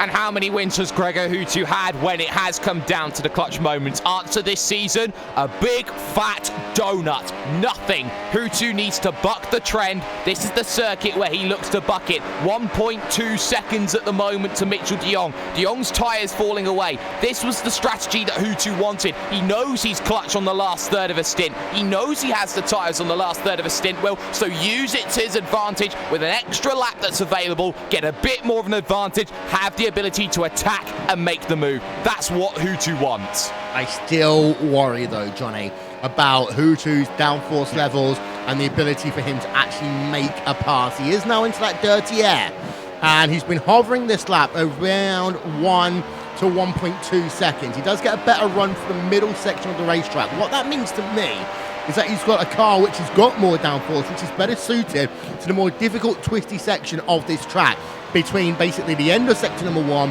and the start of sector number 3, as the gap always comes down to below 1 second. But Hutu, as they come into the second to last corner, again has not got DRS range, as we now come to 6 to go. But it only matters at that tipping point. So he's now in DRS range, I believe, as they cross the line. It'll be 9 tenths the gap. So here they go now. Across the line, it is under a second. Hutu will have DRS this time around as de Jong goes extra wide into turn number 1, trying to ease the load on those tyres. This is so intense right now, Will, and I'm just looking forward to Hutu gaining about 4 tenths, I believe, at the end of this straight. Yep, here we are then, having a look at Gregor Hutu. Let's get that speedo graphic up for you. And he hit 205 there. He only gained a couple attempts of a second. You can get a social list, by the way, /RaceBot TV at RaceBot TV on the Twitter machine, as we're staying with Gregor Hutu for the moment. 5.5 laps to go in this event. Now we're going to see if the driver of Mitchell de Jong is a potential iRacing world champion of the Grand Prix Series, Jake, because if he can win this race and hold on, I think that you've got to put a circle around him as future champion. Oh, yes, you do. Mitchell de Jong arguably has had the pace to be champion for the last couple of seasons. He just hasn't had the platform to go out there and make that his reality. 2 9th place finishes in the championship does not reflect his overall skill as he heads into the final corner. Yes, he's got to defend. Yes, he's got to defend hard, but you're defending against the man undefeated here at Watkins Glen. Gap down now, comes to 6 tenths of a second. This is where Hutu got stuck at the end of the second stint, was unable to get any closer than this. If he can get it down to 4 tenths, maybe even 3 tenths, Will, I think he has a chance at going for this race victory. Okay, let's have a look then on board of Gregor Hutu up the hill. Let's listen in.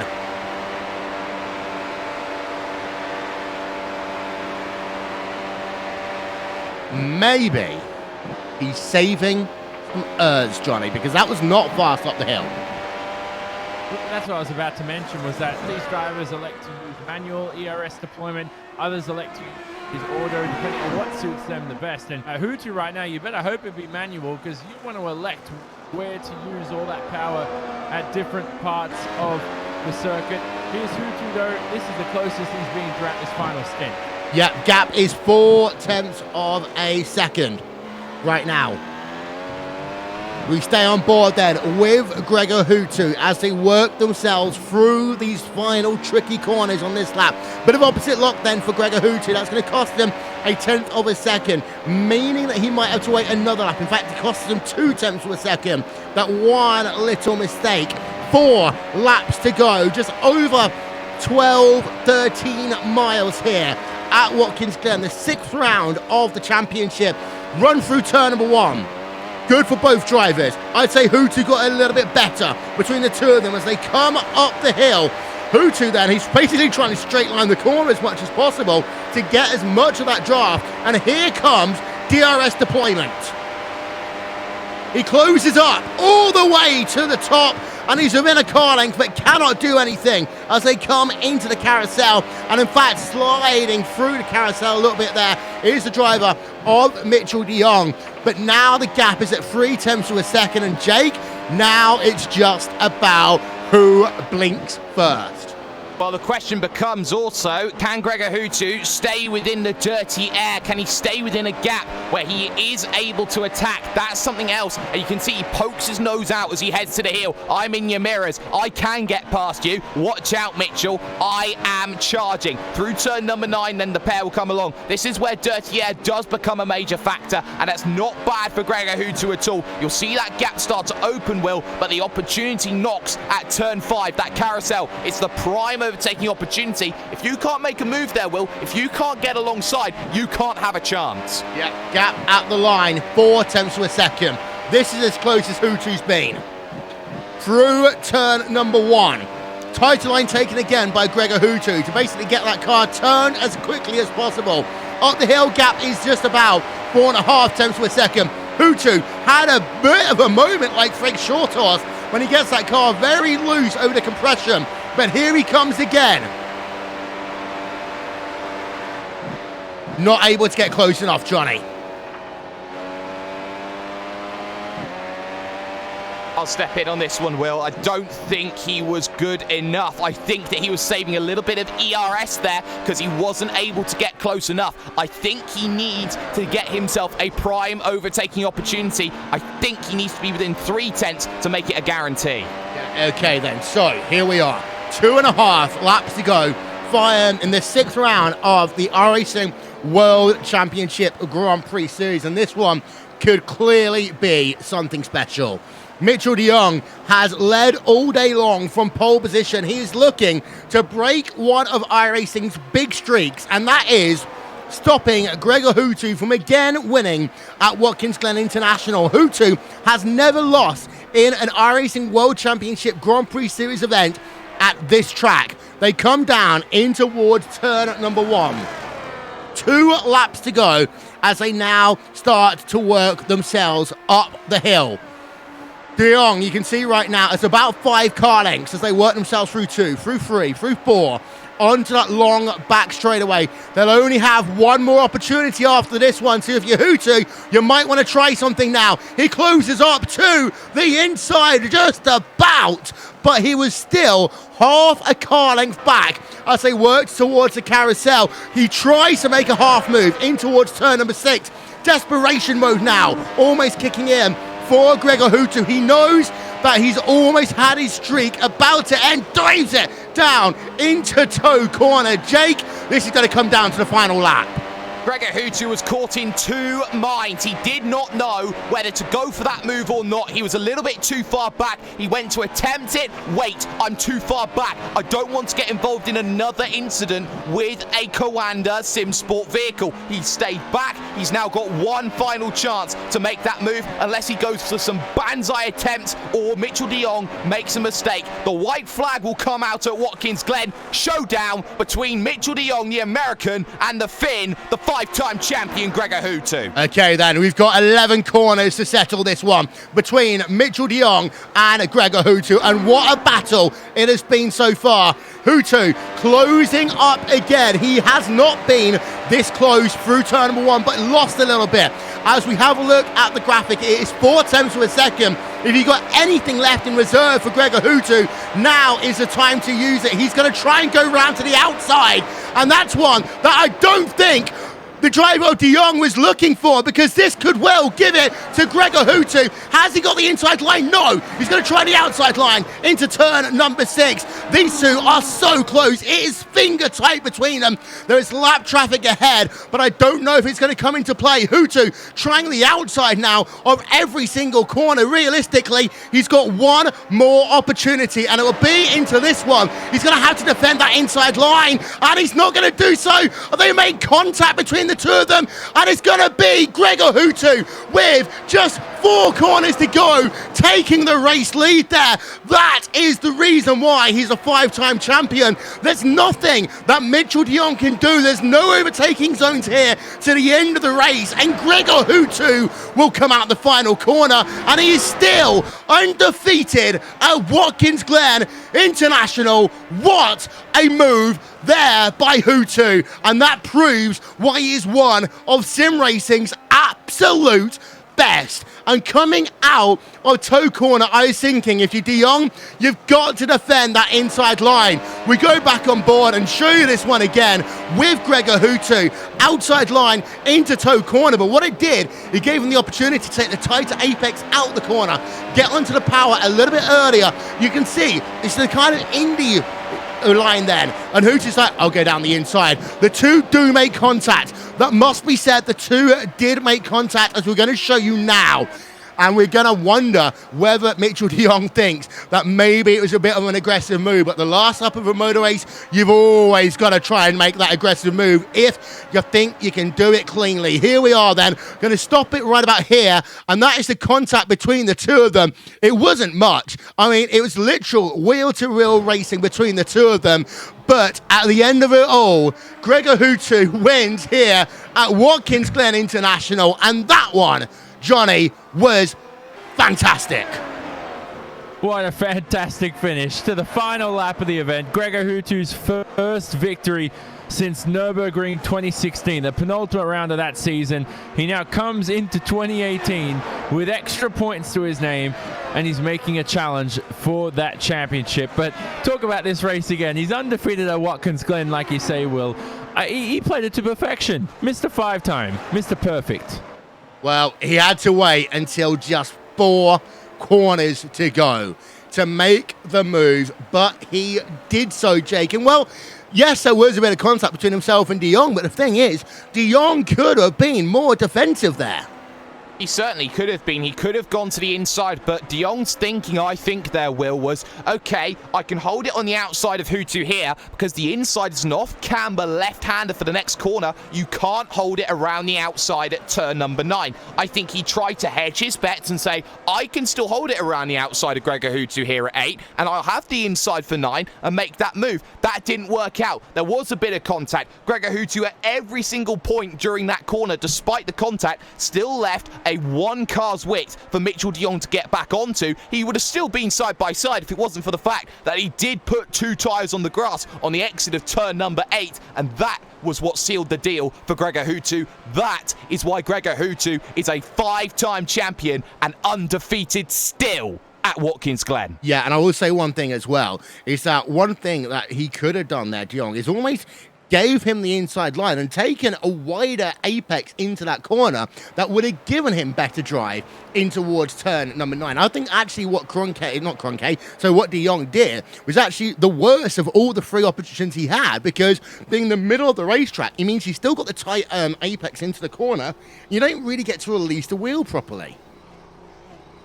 No, you don't, Will. And I think that Mitchell de Jong, he's still young. He's still early 20s right now, really early 20s. He's still got a number of years left in his career to go and learn. And it doesn't matter if it's sim racing, real racing, or the other part. He uses that as experience. He's let this one get away today. For Gregor Hutu, he'll feel like it's redemption from Phillip Island. But for Mitchell de Jong, that is one big, big mistake to lose that race victory. 6 vital points as well, especially when Mac Backham had a very good recovery drive today to 5th place. Let's have a look at your results.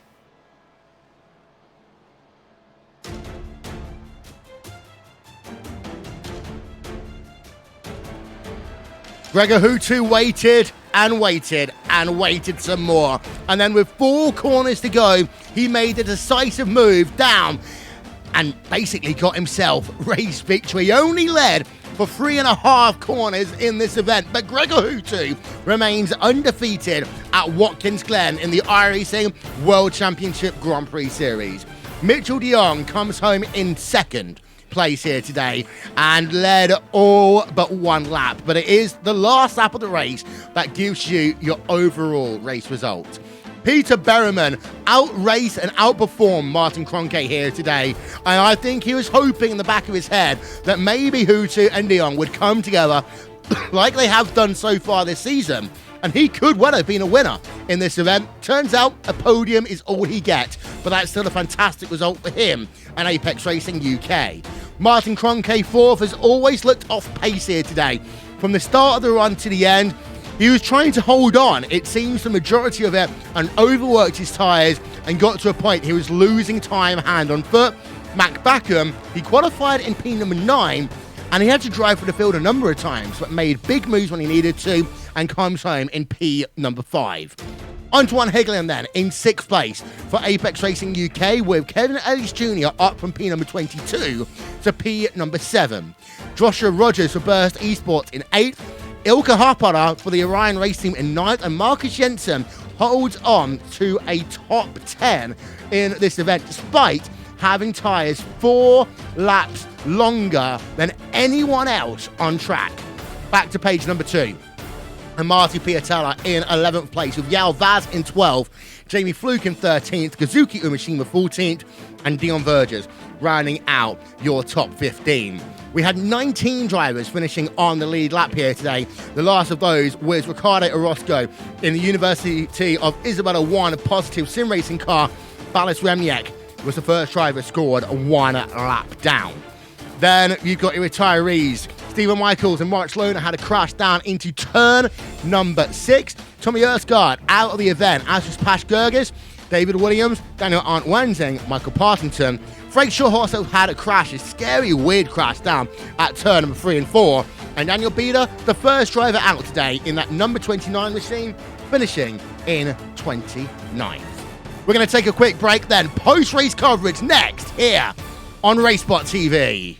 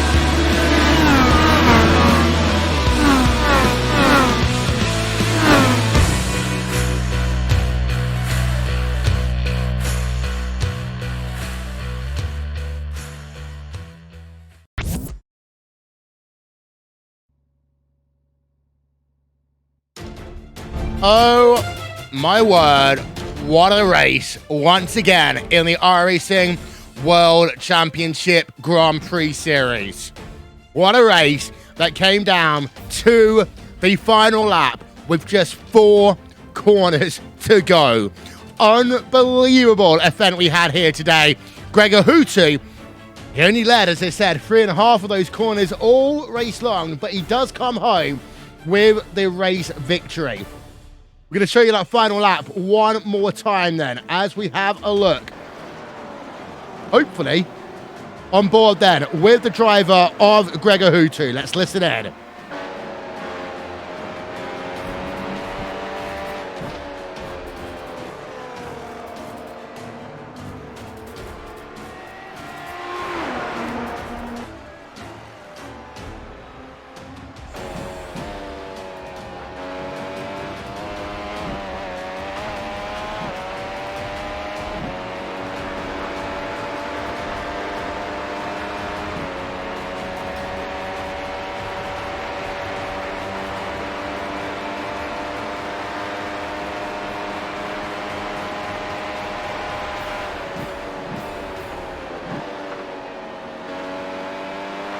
So this is where it starts. Hutu tries the outside in towards turn number 6. You can make the outside move then in turn 6, but just couldn't get the arc he needed. Then De Jong starts going ultra defensive. Closes the door, makes sure that Hutu had to go long and high into toe corner. Then you come in towards 8, and Hutu down the inside. The two do make contact. Hutu does graze up a little bit, as we have one more look again from our aerial coverage. Brought to you by And1 Design. If I can actually find the thing I'm looking for, which is here. And let's try this from another angle, shall we? We zoom in. And let's pause it here. Now, actually, having a look from there, it does seem to be, I would say, Johnny, that actually De Jong tries to pinch Hutu into the corner, and Hutu is having absolutely none of it.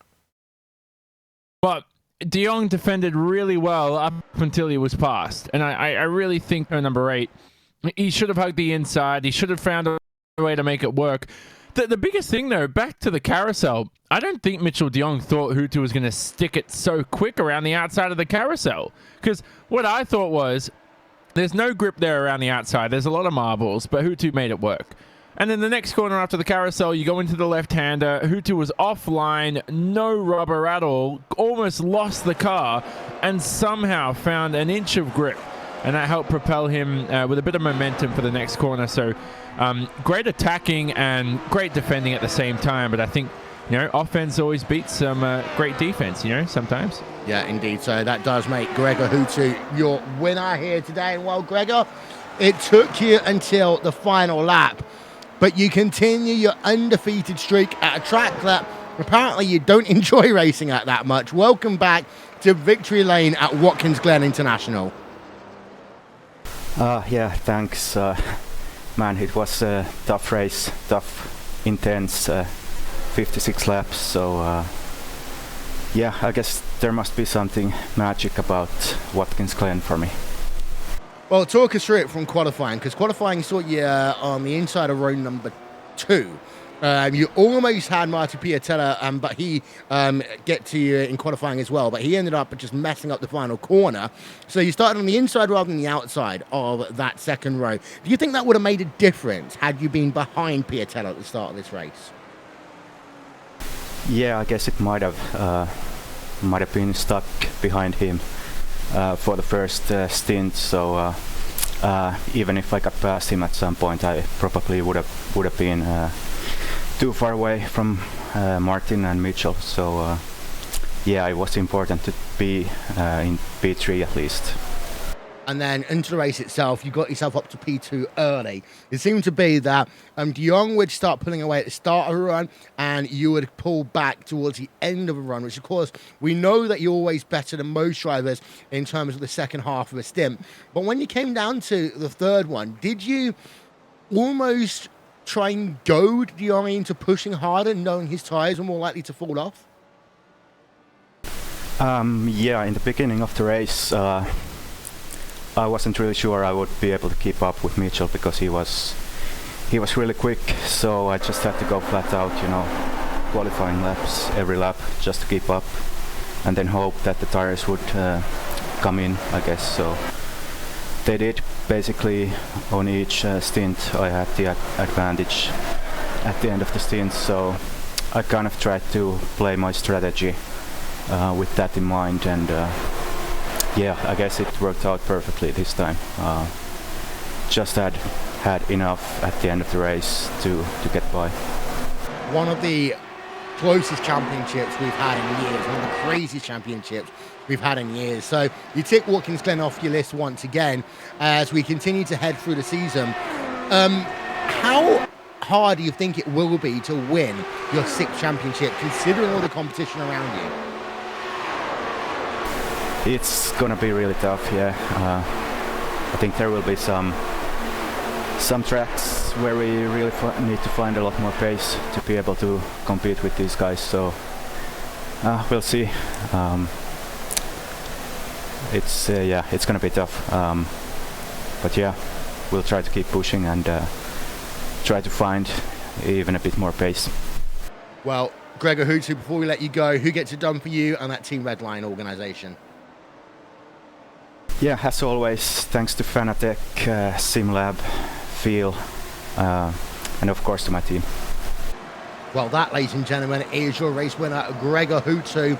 And the thing is, again, we knew, Jake, that he was a driver who was making that second half of his stint work. I mean, that's not a surprise. This is what Gregor Hutu does.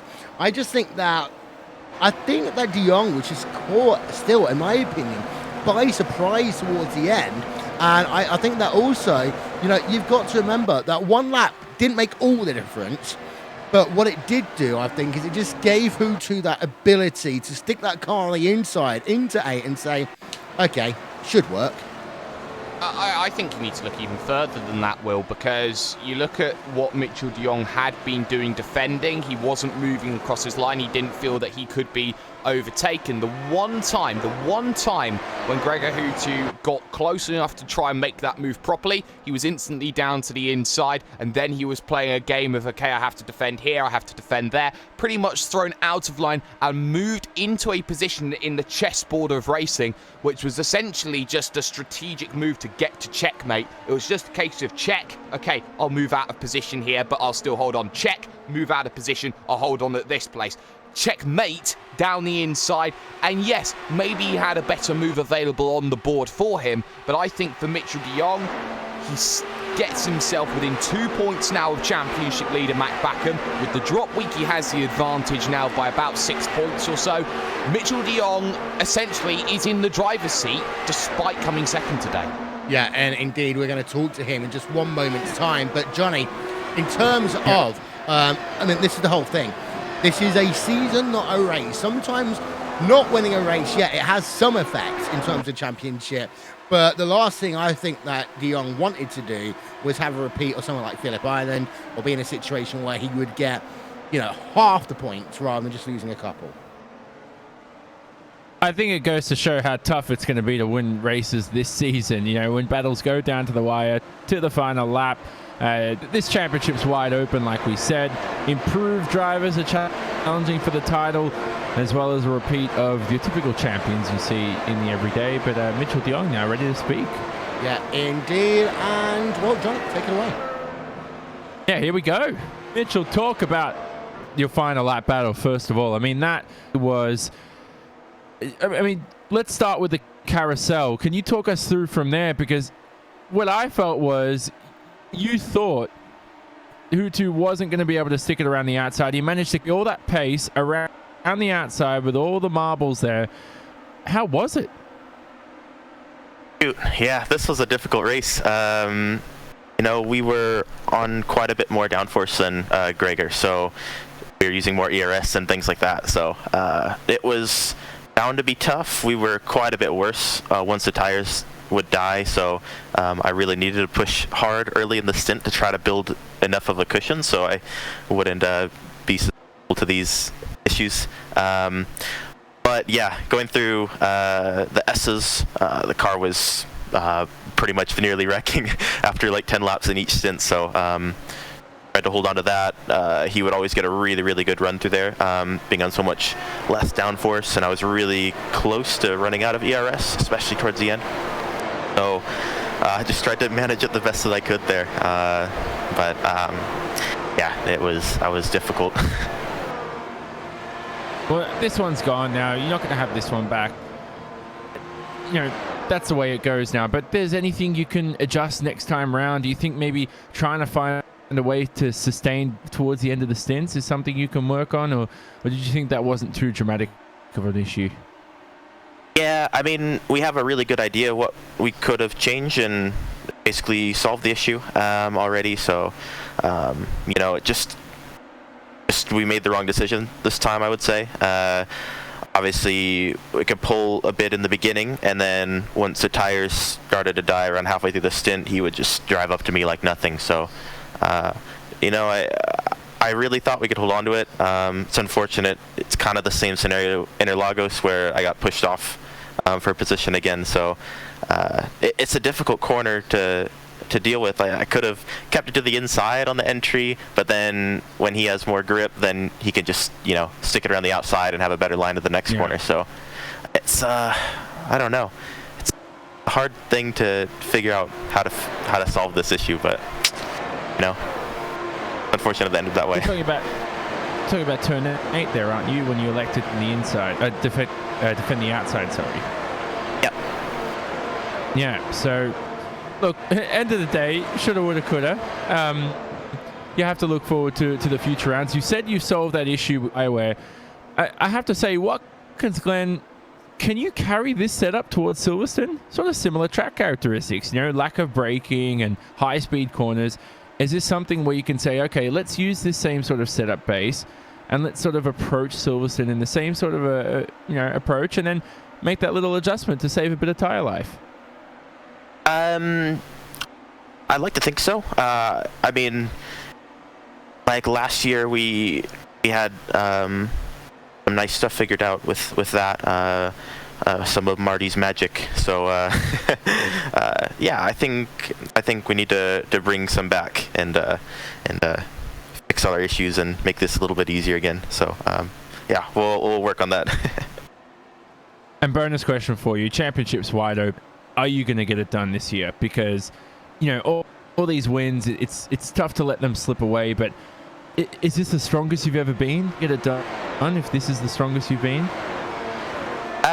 Well, Watkins is kind of a pretty simple track, so that's why everyone's always really, really close here. But you know, I still feel like I'm getting better and better every race we go to. Got to put in a nice amount of prep for this one, and you know, just still learning more about the car, coming a long way from last year still. And you know, I really, really want this, so I'm not gonna give it up. I'm gonna do everything I can. I'll make sure of that, and hopefully we have it in the end. There you go, Will. Mitchell de Jong, P2. Not what he wants to hear from me, but almost a race win, just 4 corners too short. Yeah, indeed so.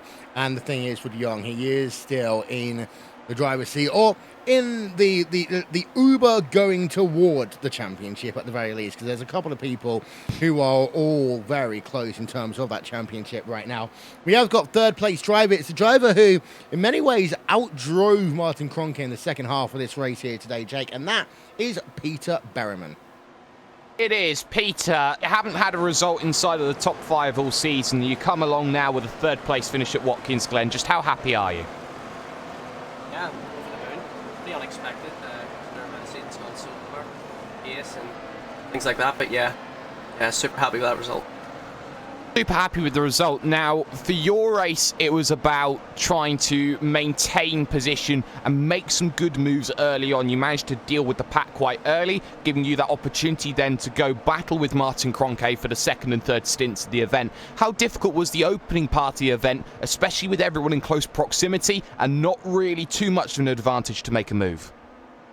Yeah, pretty early on in the race, I was close to getting crashed out, so I was glad I missed that, but yeah, it was very, very difficult to make a pass. But one thing was quite strange this race is, for whatever reason, all the other cars seemed like they were 20, 30k slower down the straight.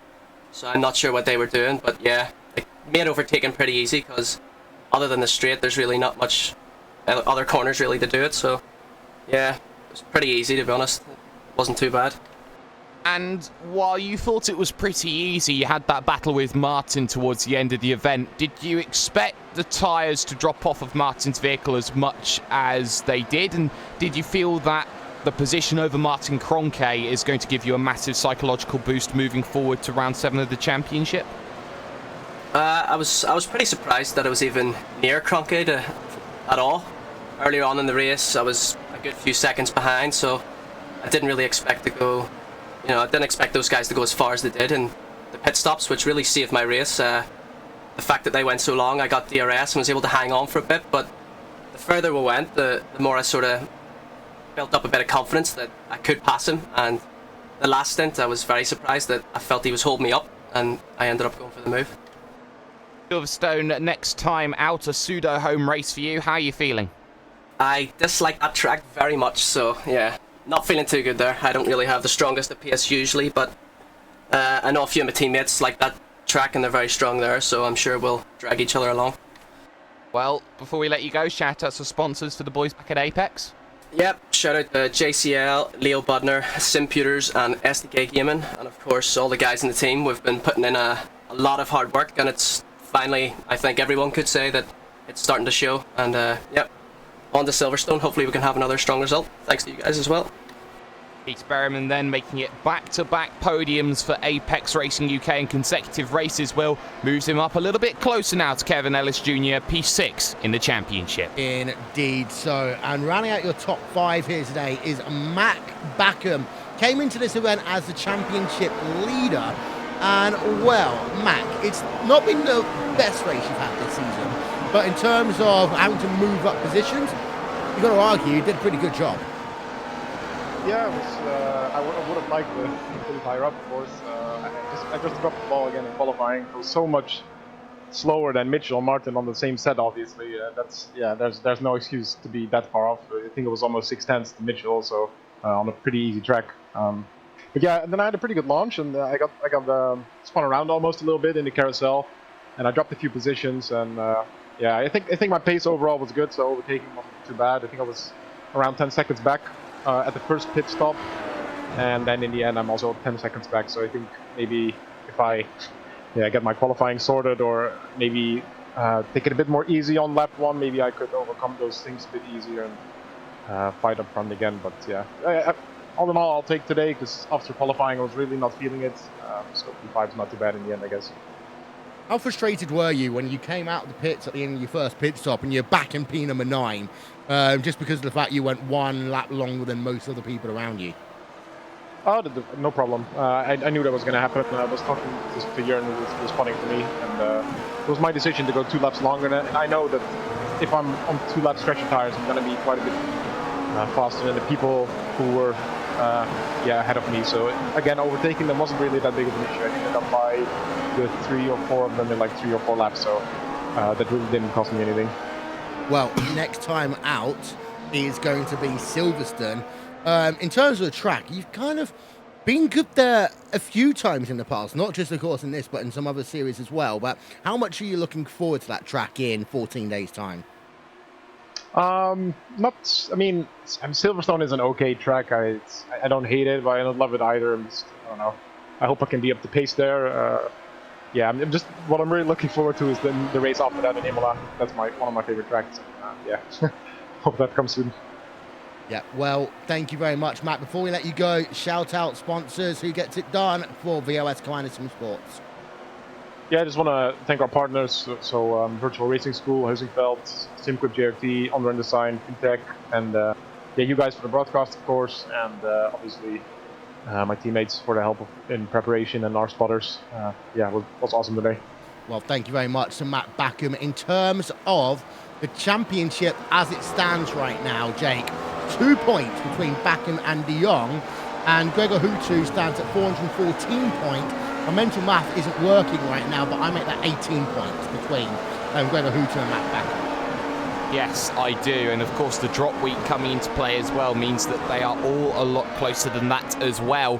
It's weird to feel that Martin Kroenke is maybe dropping a little bit further behind than normally he does, but this is a championship that is going any one of 4 ways at the moment, and to think, Will, that at the next round at Silverstone, we mark the halfway stage in the championship, a championship which arguably will go down as one of the greatest championships of all time. 2011, if things stay like this, eat your heart out. Yeah, but of course, Johnny, first half of the season's been good. We're now into that middle part of the season, and that normally is where we sort the wheat from the chaff. But what we do need to think about in terms of Silverstone is sector number 1 there. It's pretty much flat out until you get to Stowe Corner. So there is always the risk of a huge crash through the likes of Cops Corner, Maggot and Beckett. Yeah, exactly. I mean, the Silverstone's such a great circuit in the drive. You know, Stowe's one of my favorite corners in motorsport. And throw it into the corner, just try and make the front end eat into the apex, and once you do that, you then travel along to Vale and Club and the rest of the circuit as well. But you talk about Maggots and Beckett's as well, that first sector, that's where you'll start to see the field form up, and if they're not, you could see some incidents side by side. You don't want any drivers, as Jake said, eating their hearts out. Talking about eating hearts out, if I look at live timing correctly, Will, nobody one-stop today. Yep, so you don't need to eat a shirt. I need to check on Balis Remniak just to be sure. And he was out of the race, wasn't yeah, he was out. So he did only do one stop. In fact, a number of people only did one stop today, technically, Johnny. But we'll talk to the lawyers about that one afterwards. Before we go, ladies and gentlemen, of course, these are the upcoming rounds of the iRacing World Championship Grand Prix Series. Silverstone in 2 weeks' time. Then Imola, July 7th. Zandvoort on July 21st. Indianapolis, August 25th. Suzuka, Nürburgring, Spa-Francorchamps, and then Circuit of the Americas. Well, that rounds out your championships. 14 rounds, and 6 of them are in the books. Before we go, I want to give a shout out to our friends and sponsors, the people that get all the hard work done for us behind the scenes. Of course, Mr. Hugo Louise, all the work he does, and Esteban Balau for TrackCams22.com. Andres Warner and One Design for your overlay design. Development by Simon Grossman and Appgenering.com. Live timing and scoring by Nick Thissom for RaceWorld.tv live timing. Of course, you can catch the report of this race on iRacing News and check out the Sim Racing Observer from development from the iRacing World Championship Grand Prix Series. And Johnny Simone sits down with drivers from throughout iRacing in the Simone Racing Report. There's one thing we haven't yet talked about, and it is the fact the Coanda streak is broken. And it was always going to be at Watkins Glen International one driver who would have the opportunity to do that, and that was the driver of Gregor Hutu. He is again undefeated when we come to New York. When one more time, it is congratulations to Gregor Hutu at Watkins Glen, and good afternoon and good night from Watkins Glen. I'm Will Vinson. Those two guys have been Jake Sperry and Jonathan Simone. We'll talk to you all soon. Thank you for being a part of the iRacing World Championship Grand Prix Series. Silverstone is in 2 weeks' time, and we hope to see you then. Goodbye.